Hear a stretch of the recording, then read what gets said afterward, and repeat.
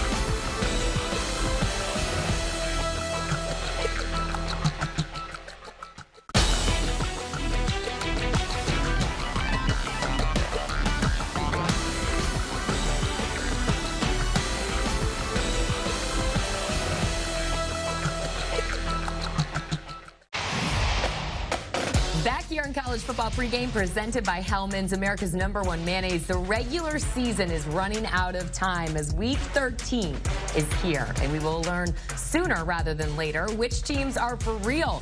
No shortage of big games this weekend, and we begin with our Big Ten game of the week on CBS, kicking off at 3:30. Number 4 Penn State will look to remain unbeaten on the road this season when they head northwest to Minneapolis to face Minnesota. Danny, how can they get it done today? They got to be ready, make sure they're ready to go. Minnesota won 4 games in a row. Then they had a surprising loss to Rutgers last week. But this is a game I'm sure they've circled that could really turn their season around, be an upset of the year potentially. Penn State brings in Tyler Warren, who's one of the most athletic players in the country. We're going to do a breakdown of him later. That's really a ton of fun to get to. And Penn State, you have to be careful once you look like you're comfortable in the playoffs. You get a little bit conservative. You might call a different game. You just don't want to lose. You have to make sure that you go in and take care of business, or else this could be a fourth quarter game. Penn State double-digit favorites in this Big Ten contest that kicks off at CBS at 3:30. Elsewhere, number 6 Notre Dame and number 19 Army set to revive their rivalry this evening as they clash inside New York's Yankee Stadium. This will be the first meeting between these two programs since 2016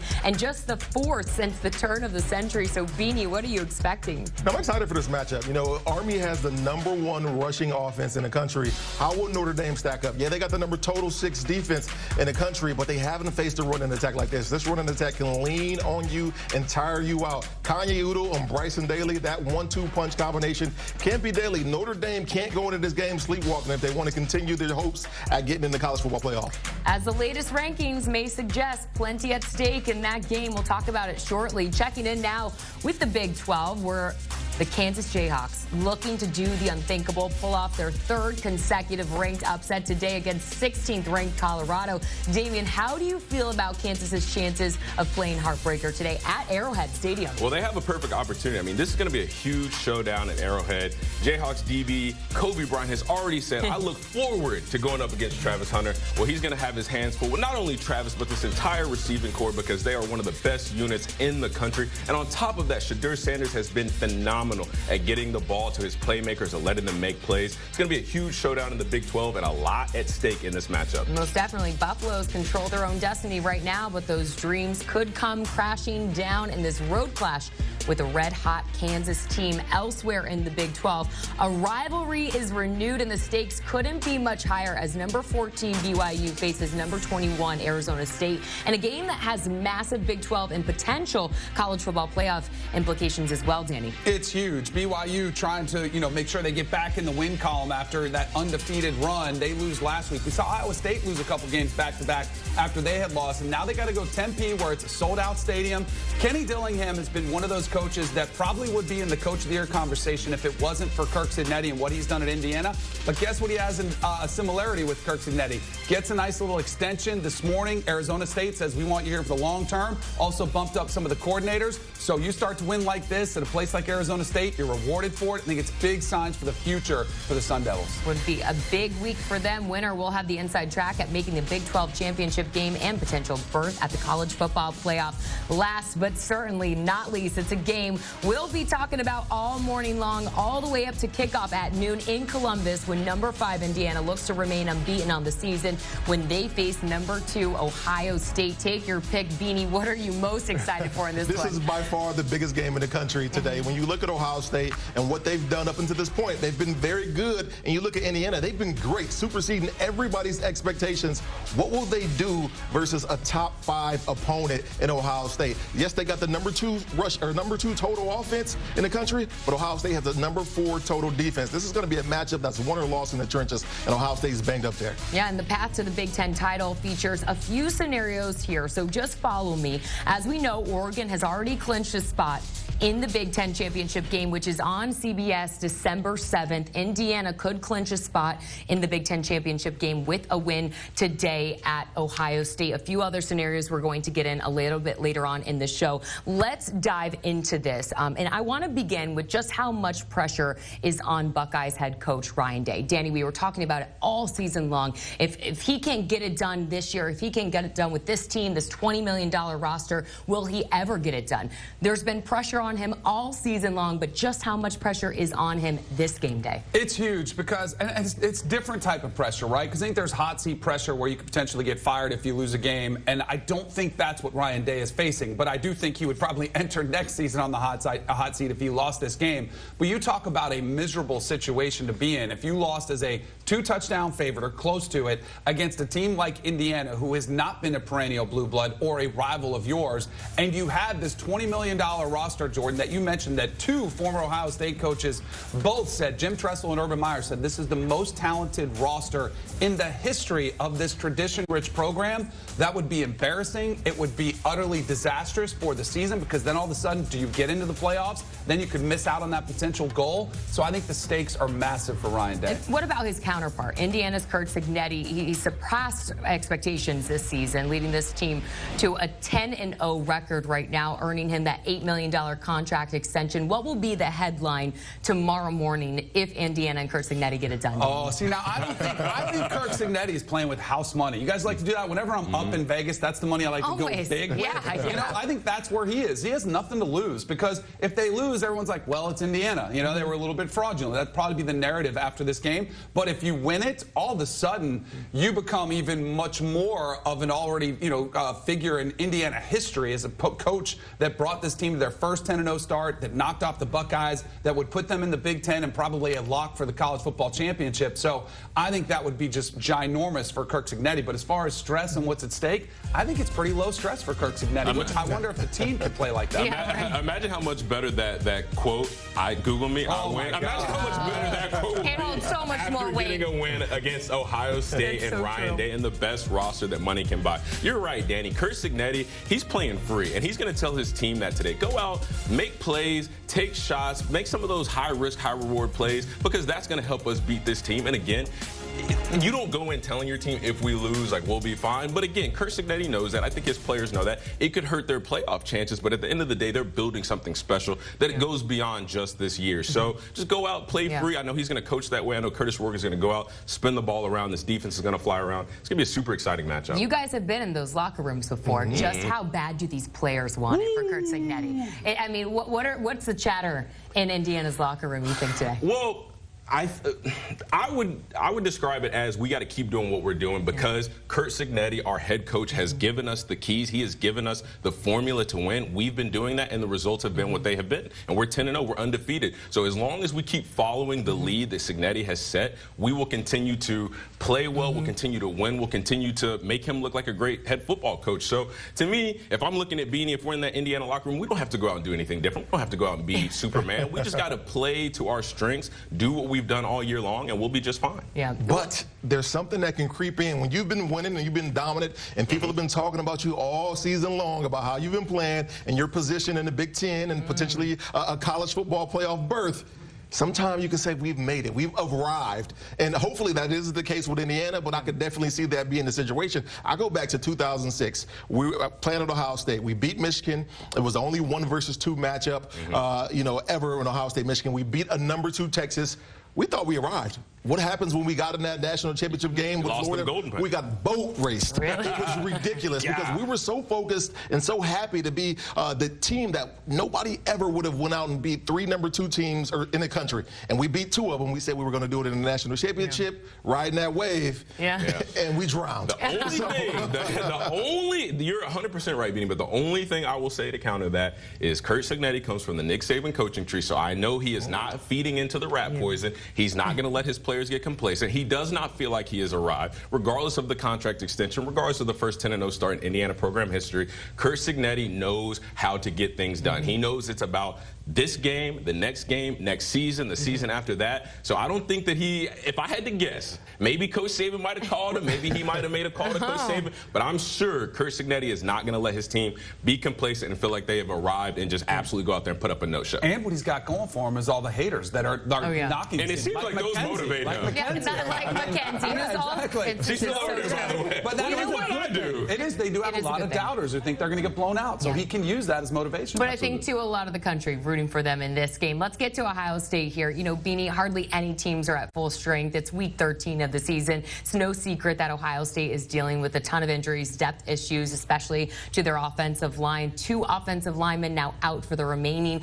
season. Recently, star center Seth McLaughlin, he suffered a torn Achilles, as we know, on Tuesday at practice. What have you heard out of Columbus about the shuffling around that offensive line that Ryan Day is doing? You know, first and foremost, this was a devastating blow. Yeah. Not only to lose Seth McLaughlin, but earlier in the year to lose Josh Simmons. We're talking about 2 guys that are going to be perennial All-Americans and, you know, potential Outland Trophy winners. I mean, these guys were that dominant and that good for this offensive line, so to lose them is going to be huge, not just in the run game, but in the passing game. When you got a quarterback in Will Howard that is used to having an All-American protecting him, you know, that's a lot of confidence. And when you lose that, it's going to be tough. So, with that being said, do you see Will Howard being utilized more in the run game today?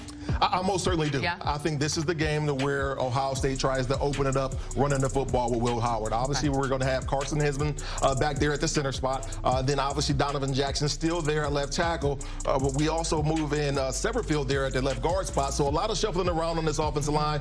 But when you look at Ohio State and how they're built to run the football. They're built to be a dominant team on the ground. And yeah, we can talk about, you know, Indiana having the #1 rush defense, but they only played I think the 73rd team in the country is the highest that they played rushing the football. So they hadn't faced a rushing attack like Ohio State. So it'll be interesting today. To put a bow on this, QB to QB, does it help somewhat that Will Howard is a veteran? Yes, it does, because the center is the quarterback along the offensive line. A lot of teams will have the offensive line, the center, call out some of the protections, direct the traffic to the Mike linebacker.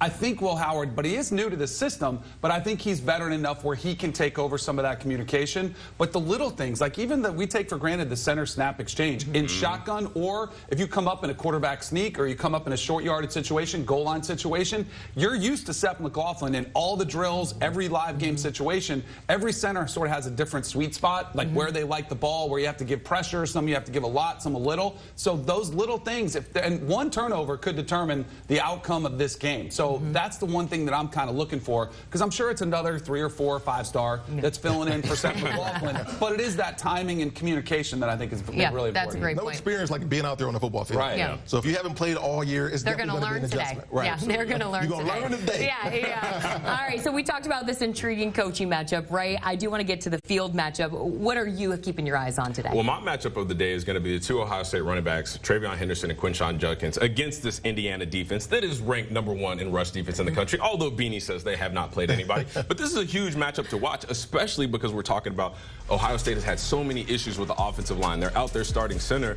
Well, that's going to put a lot of responsibility on these backs, on Will Howard, if he's involved more in the run game, to just create. Because we know they're not going to have the same execution when it comes to the blocking scheme, potentially having so many guys out and having so many mismatches in that lineup. But these are 2 qualified backs. These 2 are the best backs in the country. And sometimes, I told Beanie this morning, sometimes you got to look a running back in the face and just say, listen, brother, the game is on you today. We need you to show up. We need you to create. We know it's going to be muddy on the inside. Test the edges. Try to get to the perimeter. Try to get out in space. Make these corners, make these secondary guys tackle you, because they don't want to. They want to get to the next level, and they just want to get paid to cover guys. So I think if Ohio State, in their most impressive win this year against Penn State, those 2 backs combined for 150 yards, which was their best combined performance of the season. Indiana's only given up 2.5 yards per rush. So that's got to be the key matchup to watch for in this game. All right, we'll see if this Indiana's run defense shows up today soon enough for a noon kickoff. Time now for Mayotivations, presented by Hellmann's, America's #1 mayonnaise. And guys, we focus all on the clinching scenarios from the Power 4 conferences this week. Nothing can happen in the SEC this weekend, but it does not get bigger for BYU in the Big 12, who can clinch the Big 12 title game with a win today against Arizona State and Iowa, an Iowa State loss. So let's begin with the Big 12 here, Danny. Oh, no doubt. This is one that's huge. Both these teams should be highly motivated for that spot to play in the Big 12 championship game. I'll be curious to see if Colorado, playing on the road at Arrowhead Stadium, in that environment, they do have the motivation of watching Kansas knock off the last 2 opponents that they've faced that have been very much in that playoff race and knocked them out. So I'll be curious if Colorado comes out motivated. In the ACC, we also have another clinching scenario that I want you to take a look at. SMU clinches the title game with a win against Virginia. And what a big week this would be, Damien, for head coach, Rhett Lashlee, who we talked to last weekend on our show, he just received a contract extension from the university yesterday. How big would this be for SMU? Oh, it would be huge. Their first year in the ACC, and they're taking the conference by storm. I mean, that would speak nothing to the greatness that Rhett Lashlee is building in that program. Kevin Jennings has been outstanding in the second half of the season. Like, he's got his players playing at a high level, potentially favorites in the ACC championship if they meet up against Miami. I mean, this is a huge get for their program. If you can step into a conference, a Power 4 conference, and in the first year you run the table and win a conference championship, I mean, that is very impressive. A lot of motivation or motivations for a lot of teams today. Week 13 of the college football season will get underway shortly. More from us when we return. You can watch Boise State's Ashton Jeanty chase history tonight on CBS Sports Network. He's still on pace to catch Barry Sanders. Jeanty still up there as well to win the Heisman Trophy. Damien Harris tells us why that race isn't over just yet.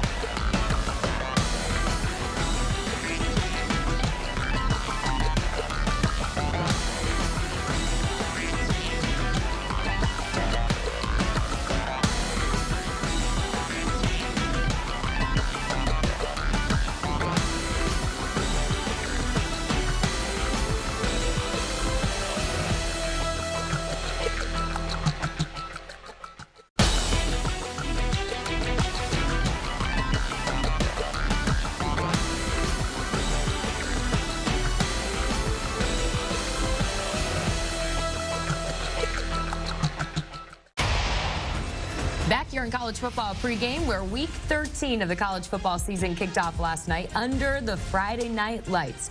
24th ranked UNLV looked to keep its Mountain West title hopes alive when it faced San Jose State And they did. They were down 6 at the half and came back to win it 27-16. So the Rebels now keep their title hopes alive. That was last night. But tonight, Boise State can clinch their spot in the Mountain West title game with a win on CBS Sports Network at 7 p.m. They face Wyoming. We're looking forward to watching for that, but also Boise State star running back Ashton Jeanty continues to chase history, still on pace to catch Barry Sanders' record. The quest continues tonight at 7 p.m. Eastern on CBS Sports Network. Broncos remain in the driver's seat for the Group of 5 spot in the college football playoff as we near the end of the regular season. So as things really speeding towards the finish line of the regular season, the list of the Heisman Trophy candidates now shows some clear definition at the top, we'll say. Colorado's two-way star Travis Hunter takes over as a heavy favorite, but Boise State's running back Ashton Jeanty and Miami quarterback Cam Ward have separated themselves from the rest of the pack and remain within distance of that top spot. But is this Heisman Trophy race really done? Is it locked up? And is it Travis Hunter's? What do you think? It would seem that way, but as our sports analyst, Mackenzie Brooks, always says, it is not over until it is absolutely over. And listen, Ashton Jeanty has an incredible opportunity to put up some numbers starting tonight to really solidify himself as a potential Heisman Trophy frontrunner. They're going up against Wyoming, who is ranked 116th out of 133 teams in rush defense. So he's going to have to put up some video game type numbers. He's going to have to put up close to 200 yards, maybe 4, 5, 6 touchdowns. But what is good is we have seen Ashton Jeanty do this before. We saw him doing it against Georgia Southern at the beginning of the year where he went for almost 270 and 6. So it's going to be a long shot, and he's going to have to play his best ball of the season these last 2 weeks. But it is not over until it is over. So Travis Hunter, you got to keep playing well. Colorado, you got to keep winning, or Ashton Jeanty's going to walk away with this Heisman Trophy. Look, I love Travis Hunter. I think he's a phenomenal athlete. Absolutely. I think he's one of the best athletes that we've seen in years in college football. But when you break it all the way down, right, on the defensive side of the ball, he's very good. On the offensive side of the ball, he's very good. But can we say great enough to win a Heisman Trophy? Because all he's doing right now is going out and playing a bunch of plays, which I think is impressive. You got to be a highly tuned athlete to be able to do that, play 100 and some plays a game. But the numbers aren't gaudy for him. So he impacts the game great, but not overly great, especially on the offensive end. This is why I believe it's still wide open for Ashton Jeanty to go and take the reins as the Heisman Trophy favorite. If he goes out and breaks this record, runs for another 200 yards, which I'm sure he will, I think you have to give it to him. You have to, but to your point about Travis Hunter, is he going to win the Biletnikoff? No. Is he going to win the Thornton? No. So how can he win the Heisman? That's what I want to know. Come on. Come on Bringing up good points. With that said now, Ashton Jeanty got a chance now. Are we sure that he doesn't win those? Yes. He's got a chance. I don't think there's any chance that he wins the Biletnikoff, I would choose a couple receivers before him. Thorpe, I'm not so sure. But he'll be a finalist in both. Like, at the very least, he'll probably finish top 3 on both of those sides. So that's pretty impressive. Just like I think for Ashton Jeanty, I don't think he wins the Heisman, but I think he goes to New York, which is an incredible accomplishment. Like, to finish either runner-up or third, wherever he finally ends up. The one thing that I do, because I think you've pitched me as a hater of Ashton Jeanty, I will say this, and this is where I think it's more of a tribute to Barry Sanders. Barry Sanders, like we keep talking about, he can catch the record. Barry Sanders did this by tonight's game. By today, like, that's what's insane. Barry Sanders had those numbers in 11 games. They didn't count bowl games. They didn't have a conference championship game. So, like, in my mind, he would have had to eclipse this record tonight to truly be recognized. And I think people would, if they started diving into the numbers, they would recognize that. So even if he gets the number, it'll still be diminished because he would have had 3 more games potentially to accomplish it. But why are we comparing Ashton Jeanty to our career record versus is he the best player in the country? Because when you turn on the tape, when you look at what he does, now let's think about that. Hold on. I watched Travis Hunter play. Well, yeah, it's amazing. It's outstanding. But you look at Boise State, they're putting 9 guys in the box every single down. No, teams don't care about beating Boise State. Teams don't care about getting to the G5 conference. All they care about is keeping Ashton Jeanty from breaking these records, keeping him from getting to New York and winning the Heisman Trophy ceremony. To me, that signifies he is the best player in college football, but we're comparing him to an all-time record that was set by the great, phenomenal Barry Sanders, who there will never be another like him. But instead of comparing him to the rest of the field, we're comparing him to career numbers. You know, one thing, I look at, especially on the offensive side when we talk about Travis Hunter, I think he's great.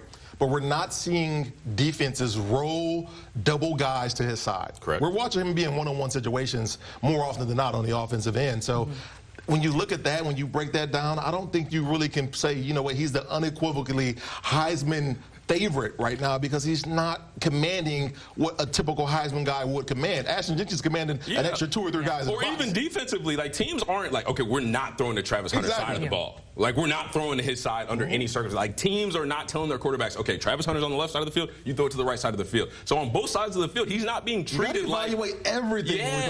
In totality. There are a bunch of 8 and 9 guys in the box, but they're all like 5'11". Oh, Danny. And on that note, I hope these guys told you enough that you should be watching Ashton Jeanty tonight on CBS Sports Network at 7 p.m. I can't wait to introduce the president of the Ashton Jeanty fan club to Boise State's head coach later on in the show. More college football when we return. Is your team worthy or unworthy of making the college football playoff? We're telling you the truth next, right after this.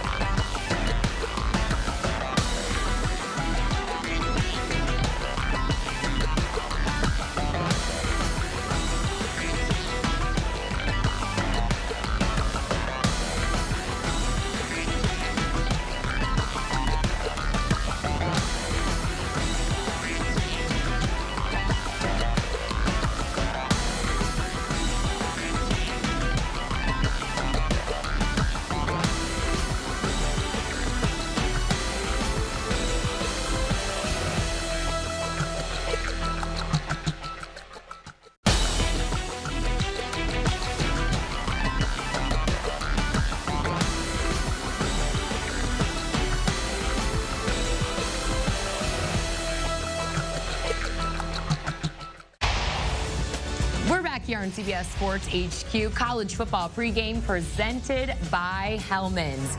We're about to go through some hypothetical college football playoff scenarios here. Is your team worthy or unworthy of making the college football playoff? Our whole crew is here on set. Damien Harris, Mackenzie Brooks, Danny Kanell, and Beanie Wells with you. I'm Jordan Giorgio. You know, we may break some fans' hearts here, but sometimes you need to be told the truth. Let's start with our first scenario, okay? If an 11-1 Indiana team with a lone loss to Ohio State is worthy or unworthy of making the college football playoff. Ken, you go first. I think if they make it, it should be a double-digit seed. I don't think you should be rewarded for the most impressive thing you've done this season is lose to a team 3 seeds ahead of you if there are some 10-2 teams that have a stronger resume. If you've played bottom feeders, the bottom 6 feeders of your conference all season, and the highest hook you can hang your hat on is I covered a double-digit spread against a team 3 seeds higher than me, you should not be ranked higher than 10 in this college football playoff. Well, that sounds different than the exercise we were given. There's a lot more if scenarios in there. Because I was thinking, I'm like, she sounds like me. Which I do agree. If they lose, I think no matter what the score is, if it's a 1-point loss, I think they'll be a double-digit seed. I think they'll drop like 9, 10, 11. They'll probably be going on the road, like at the very least, which I think is probably accurate. But I think this like whole discussion about whether they get in with 1 loss or not, like what is the score, I think it's all ridiculous. I think they've already proven over the course of the season, assuming they beat Purdue, that 11-1 team from the Big Ten should be in. So I think they're absolutely worthy. Okay, so you're unworthy with a bunch of other like if scenarios. Yeah, I was going to say on the paper, I was like, that wasn't the game. If you want me to play the Indiana villain, I'll play the Indiana villain. You're really starting us off strong here. Okay, let's get to the SEC here now. Is a 10-2 Texas team with a loss to Georgia and hypothetically a loss at the end of the season to Texas A&M still worthy or unworthy of the college football playoff? No, they'll be completely unworthy. You know, when you look at Texas, you look at their schedule, you look at how they played within that schedule, they haven't been overly dominant. And when you look at teams that have lost, I would like to see some dominance on their records when they matched up with certain people. When you look at Texas, what's their strength? We don't even know that. They're not a physical football team in the trenches. Yes, Quinn Ewers has been good, but he's been bad at times too. And then they're just now starting to figure out they can run the ball with the trio of running backs that they have. So I think Texas is certainly unworthy. They need to have dominated better opponents and a strength of schedule. Yeah, I'm with Beanie. They're unworthy. Texas is like that team that, you know, one morning you wait, it's like a woman. One morning, one day you love them, and the next day you just wake up and you're just like, give me a hard time, man. Get away from me. Really. I still like you, but I'm not. No. Listen, hold on. I said there's a difference between a girl and a wife. No, there's a difference between a girl and a wife now. You know, I love when you two agree. Hold on now. Hold on now. Wife. There's a difference between a girl and my wife at home to take care of my boy now. But I just woke up one morning, I just didn't love Texas anymore. This was before they lost to Georgia. They're not really great at anything. They don't do anything particularly well. I mean, they're entering like BYU territory where they're just good at a lot of things, but they're not great at anything. And then the biggest thing is they don't have a big win. If they lose to Texas A&M and they lose to Georgia, they got no big wins. All right, this one is a true story because we have a Tennessee team that's 10-2 with losses to Arkansas and Georgia. A scenario where if Tennessee wins out here, Mackenzie, worthy or unworthy? I think they are worthy, bearing there is enough spots now between them and Ole Miss. I think Tennessee has a slighter better chance to win out the season, so it would make this decision a lot easier if Ole Miss doesn't win out. Maybe they get upset by Florida today, and then we have a Tennessee team that did win out. Again, just part of the strength of schedule, very similar to Ole Miss, but I think they have the better chance of going through the rest of the season dominating than Ole Miss would, so I would put them in. I think they're worthy as well. When you look at Tennessee, you look at how they played, I think they've been very dominant at times, but I got an asterisk there because I don't necessarily like their schedule. I don't like their strength of schedule. And then when you look at... We are getting whiny about these. Oh, my goodness. I wish I was in on this one. Get them out the paint. Get them out. This team does not belong in this conversation. Their best win against Alabama. We keep going with these. That's a great win. Vanderbilt. Is it a great win for Vanderbilt? Like, that's what's driving me crazy about all these. You're getting the brand of Alabama. He just couldn't hold back. That was a good win for Vanderbilt. Losing to Georgia. It was. Yeah, he just couldn't help himself, Danny you guys. made my point for me, so thank you. Yeah.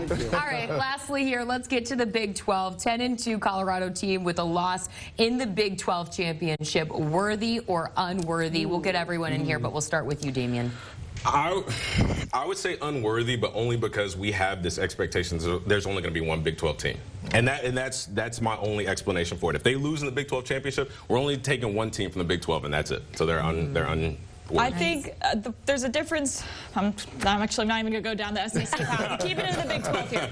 When you have parity in a conference like the Big 12, it is not working in your favor. It is not a great thing for the 11th seed in, or the 11th best team in the Big 12 to be only, a pick'em dogs to maybe the #1 team in the conference. Different in other conferences, but you don't want to look only as just a little bit better than the worst team in the Big 12. Yeah, I think they'll be unworthy just because, similar to what you said, and there's other teams in that conference that will have finished better, that will have looked better with less losses.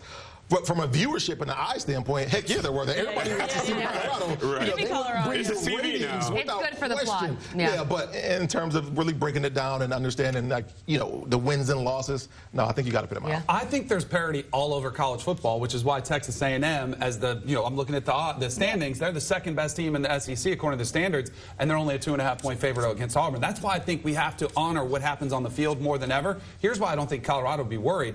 The Big 12, I think, is the 4th best of the Power 4. They got to face a Big 10 opponent and got smoked by Nebraska, 28-10. That loss, I think, is what would keep them out. All right. More to come here on College Football Pregame. We'll leave it there. You two going head-to-head. Someone's going to be shaving someone's head at the end of the season, I guess, with game picks. I love my odds.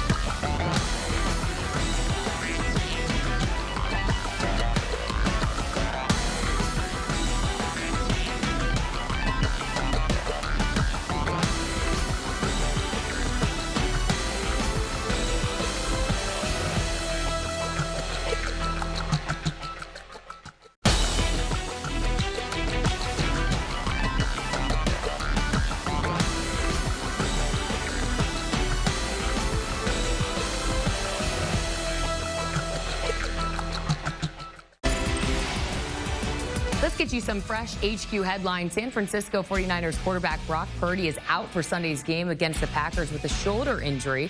Brandon Allen will get the start instead. The Niners also rolled out pass rusher Nick Bosa, while offensive lineman Trent Williams will be a game-time decision dealing with an ankle injury. In basketball, Joel Embiid was a late scratch last night for the Philadelphia 76ers, but turns out they didn't need him. Tyrese Maxey and rookie Jared McCain combined for 56 points, helping the Sixers beat the Nets 113-98 and snap that 5-game losing streak. They'll be back in action Sunday against the Clippers. Embiid and Paul George have already been ruled out. Meanwhile, in college hoops, Cooper Flagg had 24 points in his first true road game, leading number 12 Duke to a 69-55 win over number 17 Arizona. It was a rowdy atmosphere in Tucson, and the freshman responded with 16 second-half points. Things don't get any easier, though, for the Blue Devils as the season rolls on. They'll take on number 1 Kansas on Tuesday night. In baseball, where the Kansas City Royals shored up their infield, acquiring second baseman Jonathan India from the Cincinnati Reds last night, they'll send 28-year-old right-hander Brady Singer back to Cincinnati in a swap of former University of Florida teammates. American League MVP Aaron Judge says he doesn't care if Juan Soto ends up getting a bigger contract than he does, so long as he returns to the Yankees. Judge said, quote, "It ain't my money. I really don't care as long as we get the best players," end quote. Soto is a free agent this offseason, while Judge is entering the third year of a 9-year, $360 million contract with the Yankees. Back here on CBS Sports HQ, Jordan Giorgio and Jeremy St. Louis with you. Hour 1 down, but a massive hour 2 ahead of us. What do we got? Top. Come on. Dabo Swinney is going to join us. Clemson's playing the Citadel today. Of course, nobody's really talking about Clemson in the ACC Championship. They could book their spot today. We're going to talk to Dabo. Best bets from Danny and Mackenzie. Apparently, there's a head shaving.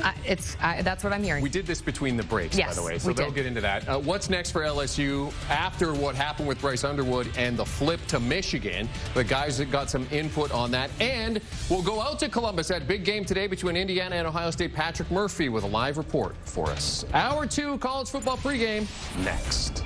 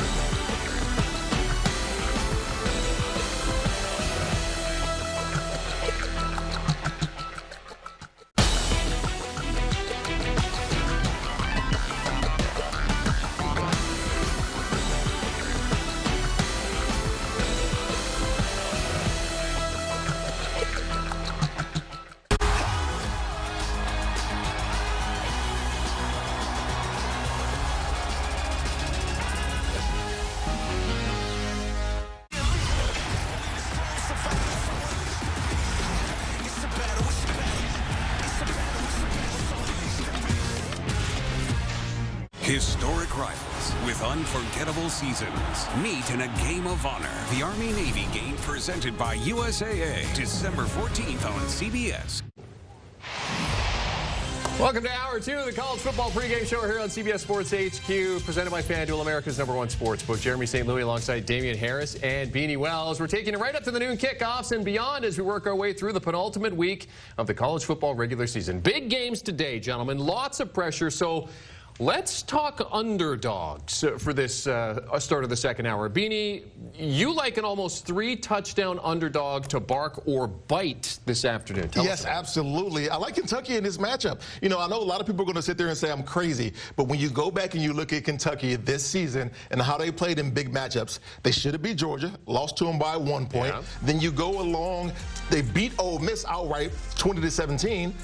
That's a top 5 team or top 10 team. And then you go back to Tennessee. They lost to Tennessee by 10 points, and about 7 of those points came late in the game. So I think Kentucky, when they figure out, okay, we're playing a tough team, a big opponent, they get up for it. And I think this will be no different. I think Kentucky can really, really bite Texas in the rear end and ruin Texas's SEC hopes and also college football playoff dreams. I think they're legit. Yeah, to your point, Mark Stoops always does a good job of getting Kentucky up for these big games. So I don't know if I would put Texas on upset alert, but I definitely expect Kentucky to be up and ready to go in this game. Well, it would certainly change things up in the college football playoff if Texas were to lose to Kentucky today. Wildcats, by the way, have lost 15 straight versus AP top 5 teams. So big hill to climb today. Damien, you like a service academy to make some history today. Now, Danny can't call me any bad names, but I like Army today in this matchup against Notre Dame. I think when you look at Army versus Navy, because Notre Dame played Navy early in the season, Navy just went out and turned the ball over 6 times. Yeah. Like, they just gave Notre Dame point after point, possession after possession. Army's not going to do that. Bryson Daly and this rushing offense, they're not going to do that. They're going to hold on to the ball. They're one of the best teams in the country at time of possession and limiting your opponent at getting the ball and having offensive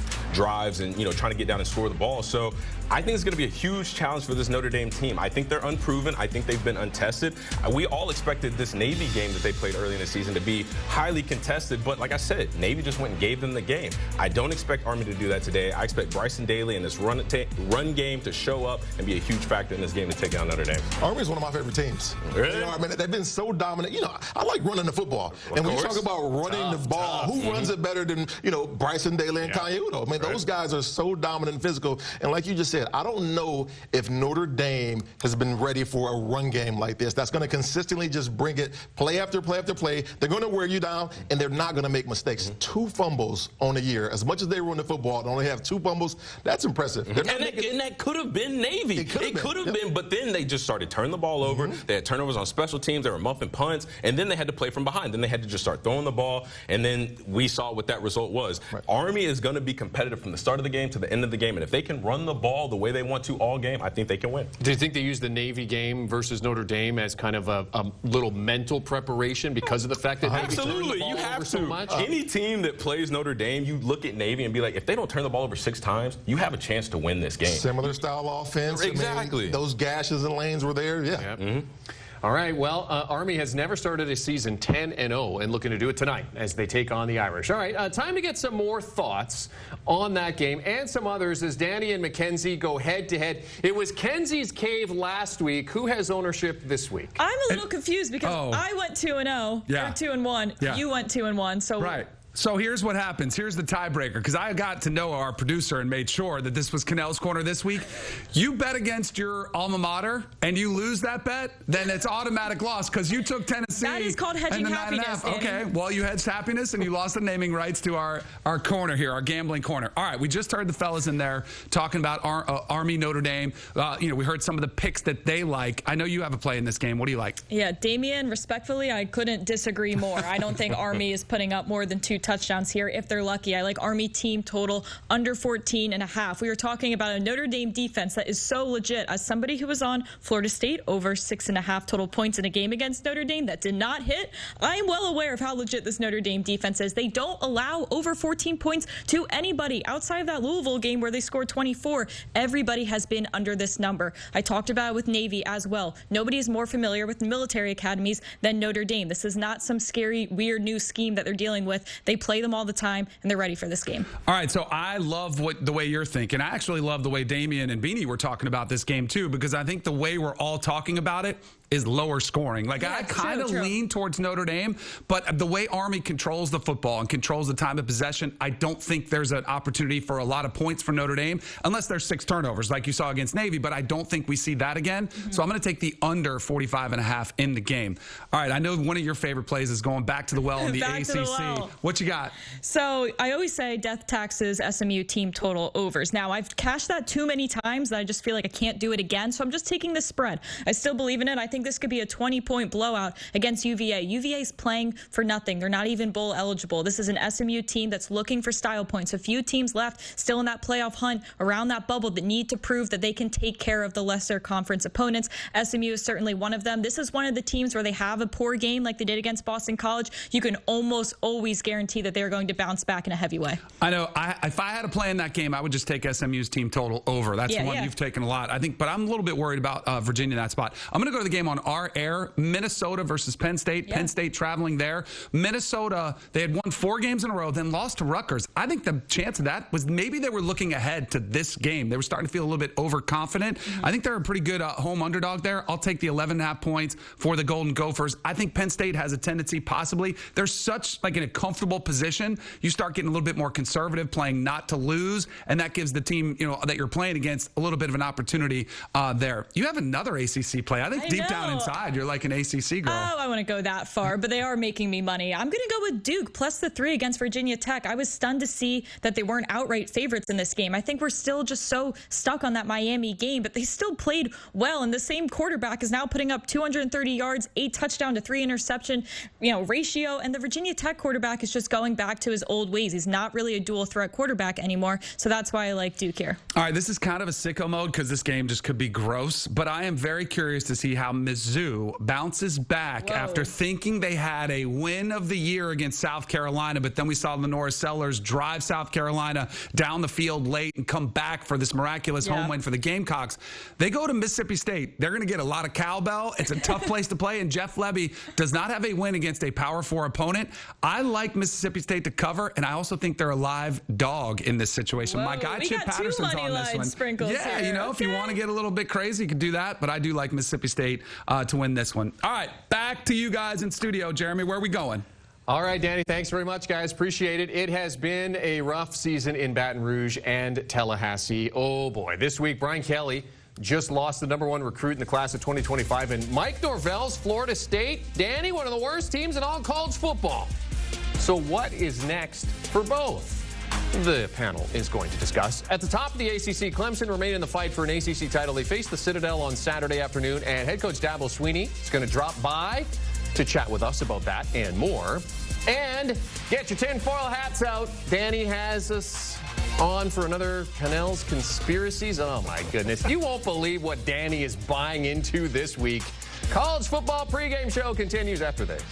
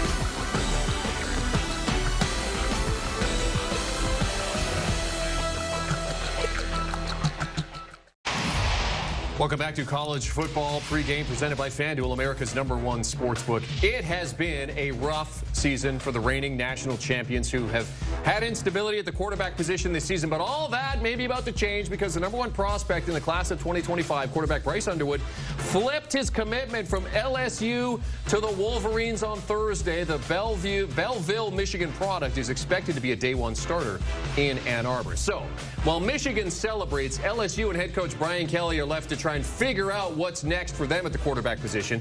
This has not been the season Kelly or the Tigers fan base were hoping for. Year 3 has typically been the breakthrough for him at programs past, but not this season. So that leads us to what now? With National Signing Day just a couple of weeks out, the pressure is on for Kelly and the staff, and Underwood may not be the last one who flips. There are rumors elite wide receiver Derek Meadows is reported looking elsewhere, and Miami and a handful of schools are still giving chase to 5-star cornerback commit DJ Pickett. Welcome back inside our studios. Jeremy St. Louis alongside Damien Harris, Danny Kanell, and Beanie Wells. Obviously, this is not the way that Brian Kelly wanted his season to go. Things have kind of been piling up, not the way he wanted to head to National Signing Day. So, Danny, I'll ask you, as the quarterback on the panel, what does LSU do now? Back to the drawing board.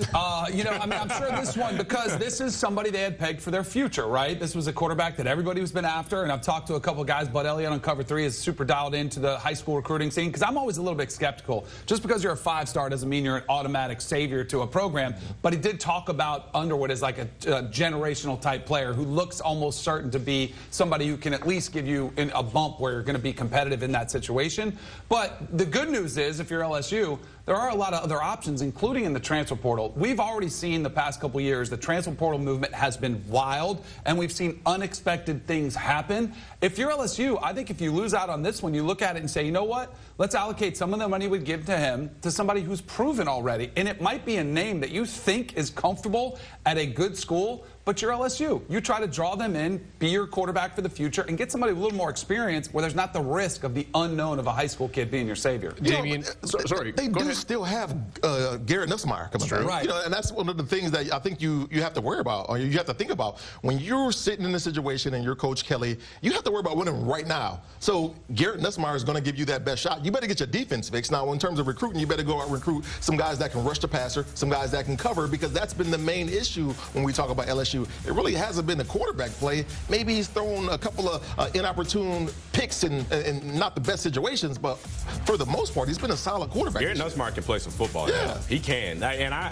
He can throw it to the other team now, too. Yeah, he can do that. Here's the thing, Danny. He'll do that a couple times. I compared him to Carson Beck, right? Because with Carson Beck, he's going to turn the ball over, and then he's not going to do anything to impress you. Now, last week's game was a completely different story. But I look at Garrett Nussmeier, he's going to make a couple inopportune plays. He's going to make a couple throws that make you scratch your head and put your team at a disadvantage. But then when it's 4th down and 6 and you need a play, he's going to navigate the pocket. He's going to find a guy that's wide open. Or whenever it's 3rd and goal from the 15-yard line, he's going to find somebody open in the end zone. So I'm with you, Beanie. I don't think Garrett Nussmeier is the problem. It's more about defense. Yeah. It's more about getting guys, playmakers around him, getting running backs so you can have a good running game. I think it's about building around Garrett Nussmeier. But what about the pressure that this puts on head coach Brian Kelly? Because we were in the break, and somebody happened to say something. I'm going to say it, and this is my opinion. You don't have to like it. You don't have to agree with it. But I think Brian Kelly has got to go. You mentioned year 3 is usually the year where he takes his biggest jump, where he has his most success. Right. Well, I look at the last 2 LSU head coaches that have won national championships, Ed Orgeron and Les Miles. What did they do? They won national championships in their 3rd year at LSU. Then I look at Brian Kelly. As soon as, and this is, again, my own opinion, as soon as he signed his contract with LSU, and I saw that thing that he did where he went to the basketball game and he faked the country accent and this, that, and the third. And then I look at the situation that he had with Chris Hilton Jr. on the sideline against Florida, where he was just belaboring this guy.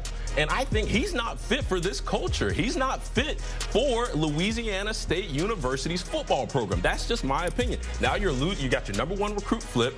You got other guys, another 5-star receiver that you're talking about might get flipped. Yep. You're going to lose more commits because of this. So for me, yes, Beanie, it's about winning right now, but you're not winning right now. And although you are getting your quarterback back next year, you're losing commits. You're not doing well in recruiting. LSU hasn't done great in the portal either by going and getting transfers. So to me, there is no future with Brian Kelly right now. They better go and spend every single dollar they can in the portal and get guys that are veteran individuals that know how to play college football, that you don't have to groom to win right now if he still wants to be there. You got to unleash the clip. Do what Ryan Day just did. Bring in a top-tier coach to be your OC, or for them, their DC, and then go out and get every top-tier player that wants to leave their program and bring them to you and try to do everything you can right now. Well, do they have the opportunity to go out and get guys like that, though? Because they're paying Brian Kelly a lot of money. And that's one of the main reasons why they're not going to fire him, by the way, is because he's got a $60 million buyout. Yeah. Let's get that out in the air so the people know. The only thing I have a problem with what you said, Damien, is getting on him about the Chris Hilton interaction, going after a player, because you played for a coach who I've seen a lot of times on TV, and Nick Saban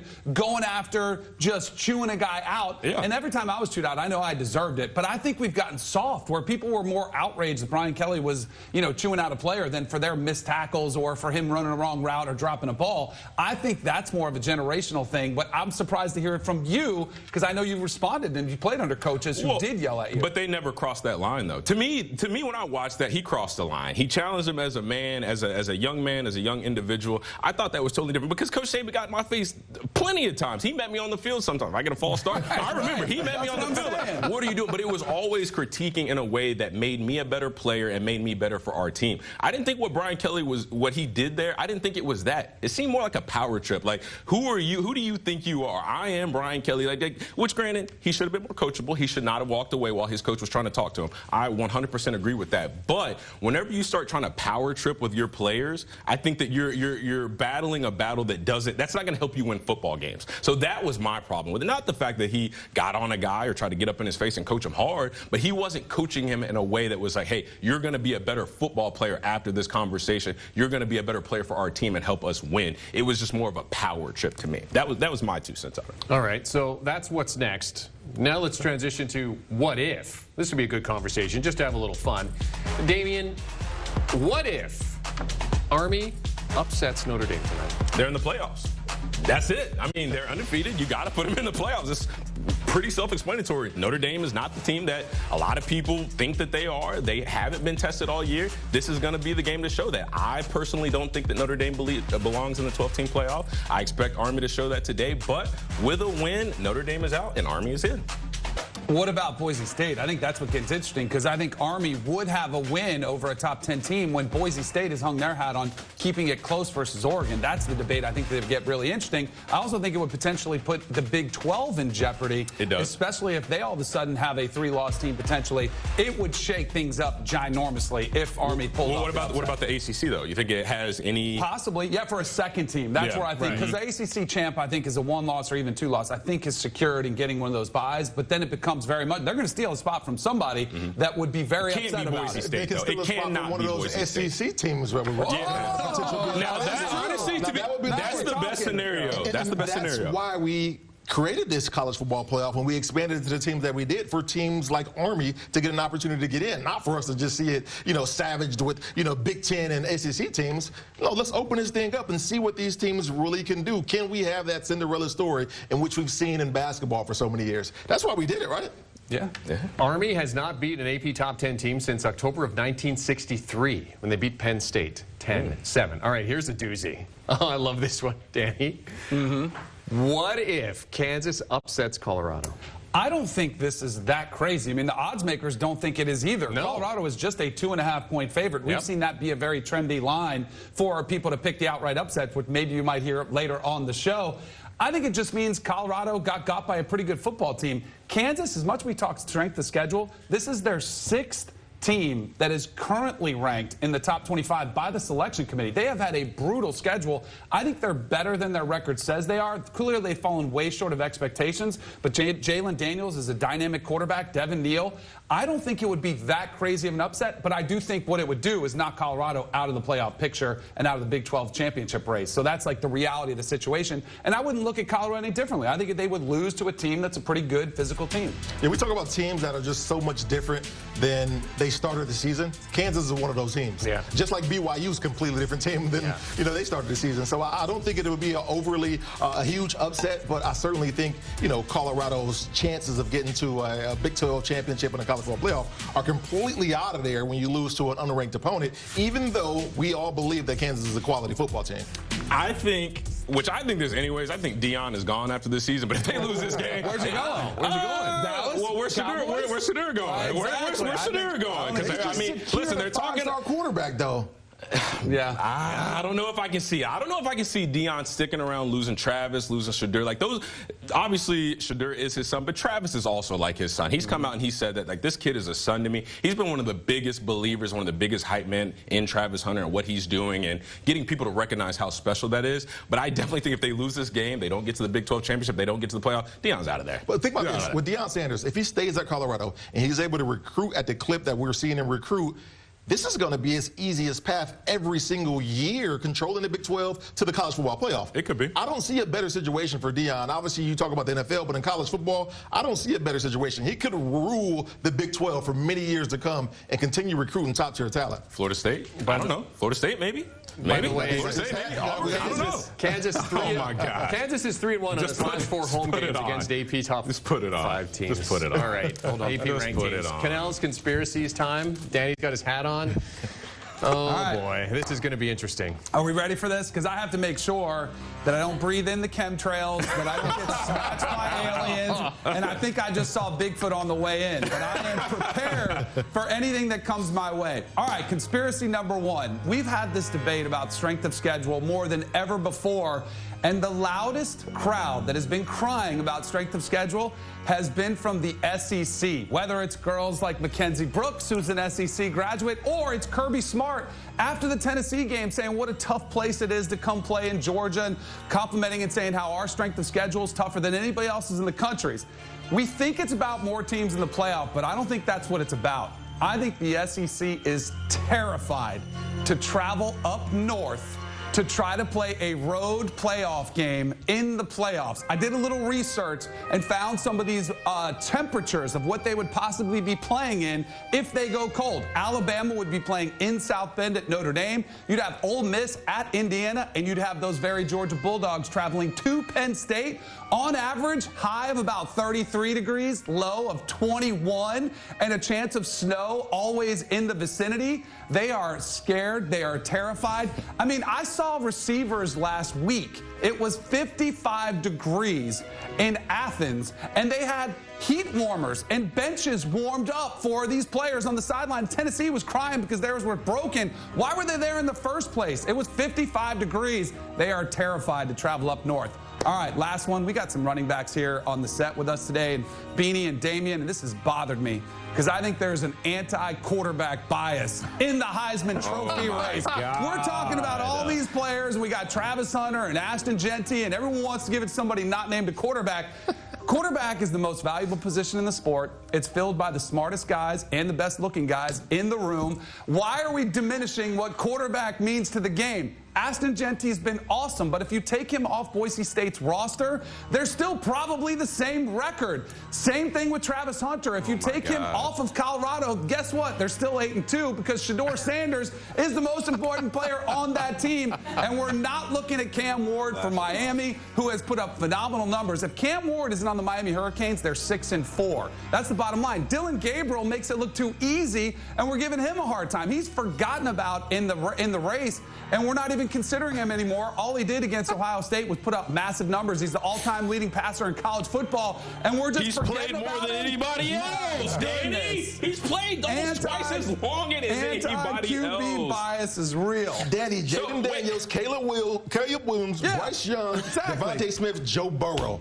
Those are the last 5 Heisman. Exactly. How many of them were quarterbacks? And Devontae Smith probably shouldn't have won it. Oh my God! Should have been Mac Jones. Probably should have been Mac Jones. Are you kidding? So we get 1 year. We get 1 year where the top 2 Heisman favorites are not quarterbacks, and they are 2 of the most special players, not quarterbacks, that we've seen in the past 25 years. And now we're just all of a sudden there's quarterback unbiased. It's an anti-quarterback bias. It's real. You have lost your daggone mind. You almost had me cussing on live television. You have lost it. Take the hat off. I like Take the hat off. All your brain cells. The best looking people, too.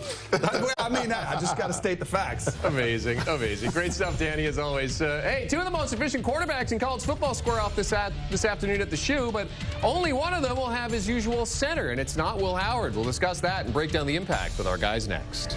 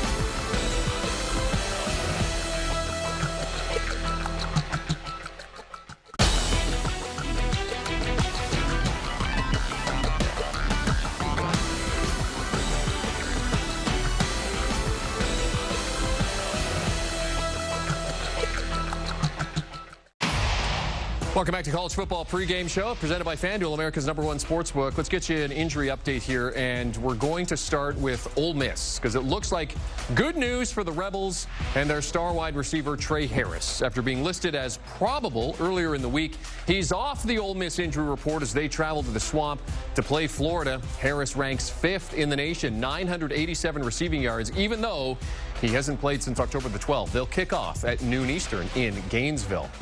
Next up, let's go to Athens, where number 10 Georgia will be without running back Trevor Etienne today against UMass. Etienne leads the team with 477 rushing yards and 7 touchdowns.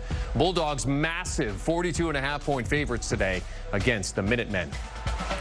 Number 3 Texas Longhorns are home today against the Kentucky Wildcats. We've discussed that here on the pregame show. Horns are listing wide receiver DeAndre Moore as questionable to play.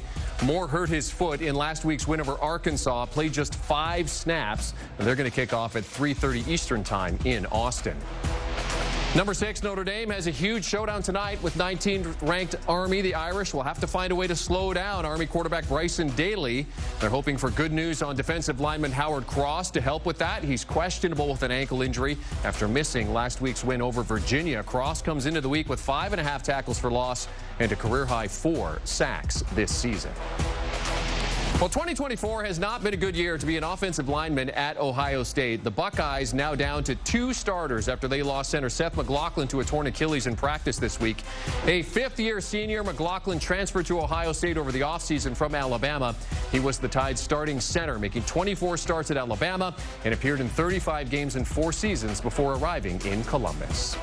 And let's welcome in Patrick Murphy. He's in Columbus. He covers all things Buckeyes for 24/7 Sports. So, Patrick, this isn't the top 5 matchup that Ohio State was expecting to have at the end of the season as they chase this Big Ten title. So give us a mood check here ahead of this game. What's the mood like in Columbus as they get to set to take on undefeated Indiana?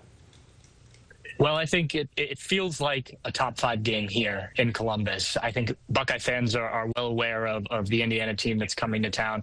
This obviously isn't a Hoosiers team who was scraped by all season and managed to be undefeated. Other than that Michigan game 2 weeks ago, they've blown teams out, Big Ten teams, non-conference teams. So I think there's a lot of respect for this team, both inside the Woody Hayes Athletic Center and from the fan base. And I think you'll get a big atmosphere here, despite it being a noon kickoff, which has been a topic of conversation around Columbus the last few weeks. Yeah, it's been a topic of conversation in college football, certainly to be one in the offseason as we get through. Ohio State's last loss to Indiana, by the way, 1988. They've got 29 straight wins going into today. All right, so let's talk about this O-line. We mentioned Seth McLaughlin's injury. The thought is that Carson Hinsman will move back over. He was the starting center there in 2023. So I guess at least there is some familiarity with the position versus a new center coming in with Will Howard. There is. As big of a loss as this is, and I don't want to make it sound like it's not, because Seth McLaughlin was playing really good football at a key position. You do have Carson Hinsman, who, as you mentioned, started 12 games a year ago. Now, they weren't the best starts. He was very inconsistent, but they were his first time playing college football, first time snapping at that level. So as the year went on, he improved. He's worked with Seth McLaughlin all off season in order to help improve it as a center. And then these last few weeks after the reshuffle initially on the offensive line, he's played alongside Seth McLaughlin at left guard. So Carson Hinsman's been in this position. He's been a part of this offensive line for the last few weeks. And the expectation is he will step right in and maybe not fill the shoes entirely of Seth McLaughlin, but it's not somebody who's at least never done it before, as you said. So how do you see things playing out? Because this O-line is so banged up. The college football playoff is coming. How does this situation look moving forward? Well, I think you just have to try and build each week. Continuity is something that's huge for the offensive line. Obviously tough at this point in the season to kind of create that. I think the fact that, like I said, Carson Hinsman has played, Austin Siereveld, who is expected to step in at that left guard spot that Hinsman will vacate, started 2 games earlier in the season when Donovan Jackson was out. So there is already some of that chemistry built. I think the Buckeyes need to come out and establish the run. That's what these offensive linemen like to do, is run block.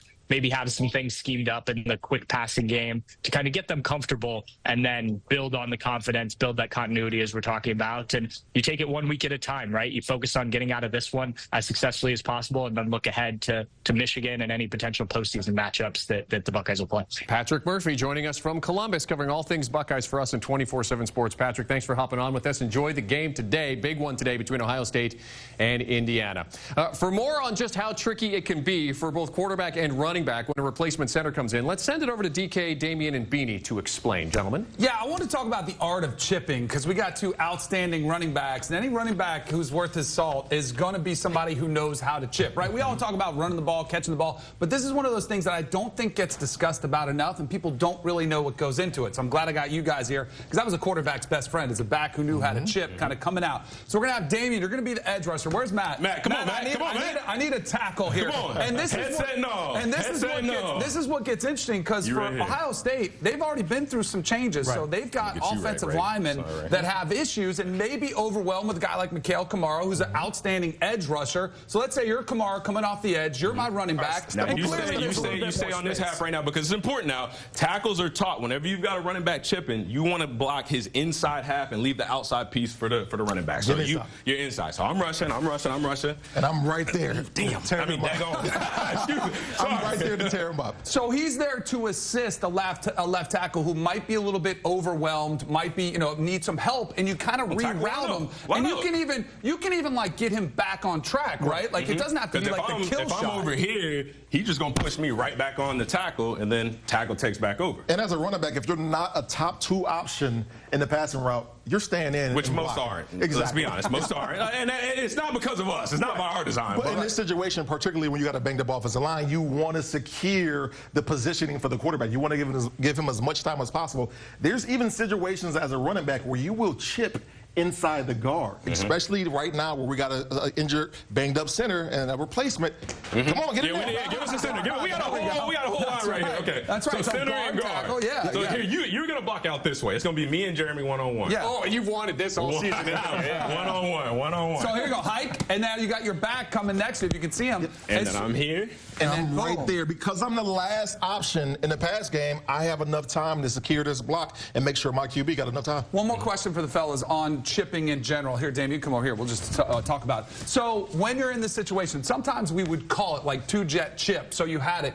What was your coaching points going into a game? Like if you knew you had a matchup, would it be just something to feel? Would there be certain plays that was called? Or were you always kind of looking, hey, if there's a guy that looks like he's losing, I can just hit him on the way out? Well, I don't know about Beanie, but I was always the absolute last result in the passing game. So even in games when we weren't playing like a TJ Watt or a premier edge rusher, I was always just looking. So whether I was releasing through the A gap or the B gap, I was looking for like a D lineman to get, a rib shot on. Or if I've got like a swing route where I'm going out wide and I see a tackle or getting beat or getting edged and the end is rushing up the field, I'm just going to give them a little bump just because. Why not? They take shots at us all game long. So when they're not looking, why not get some on them, right? So get some ribs. That was one of my absolute favorite things to do is chip. So whether it was inside or on outside, I'm always telling my tackle, hey, leave me a little bit. Yeah, because whether I'm going out into a pass route, I want some of him so he knows he's going to be a little bit hesitant in his move and his pass rush, and that's going to give the quarterback just that much more time. But I want to do it. I'm like you, Dame. They try to hit us all the time. Why not when you get an opportunity to get I was going to say, and then also that's, Bill Belichick used to talk all the time about playing a game within a game, right? And whenever you've got a great running back like yourself or myself, and chipping on these ends, well, what does that do for the tackle? It opens the game up for them because then these edge rushers are always looking for the chip. They're always looking inside. They're looking outside.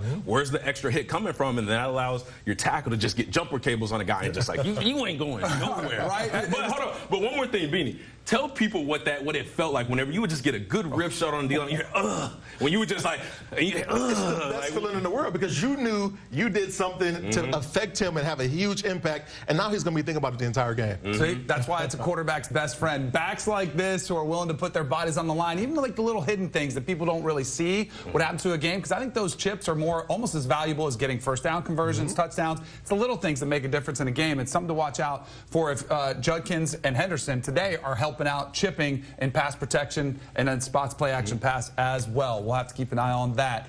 Jeremy, where are we going? Well, you know what? Matt and I are getting some danger pay today. I saw you almost fall trying to get back to the desk, Jeremy. I saw it now. Clemson getting set to face the Citadel Saturday before finishing their season versus a ranked South Carolina. They can clinch a spot in the ACC title game today. Tigers head coach Dabo Swinney is going to join us to discuss that and all things Clemson next.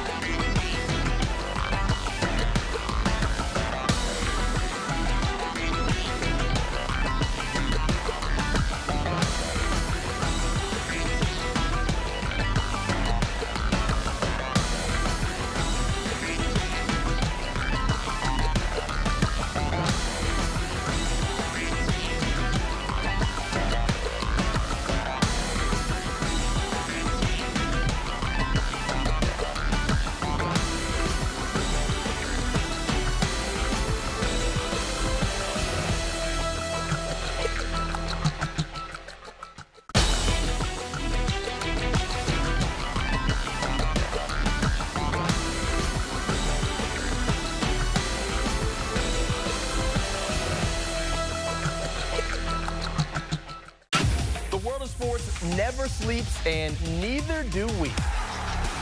Welcome to CBS Sports HQ Morning Buzz, Monday through Friday at 9 a.m. Eastern Time.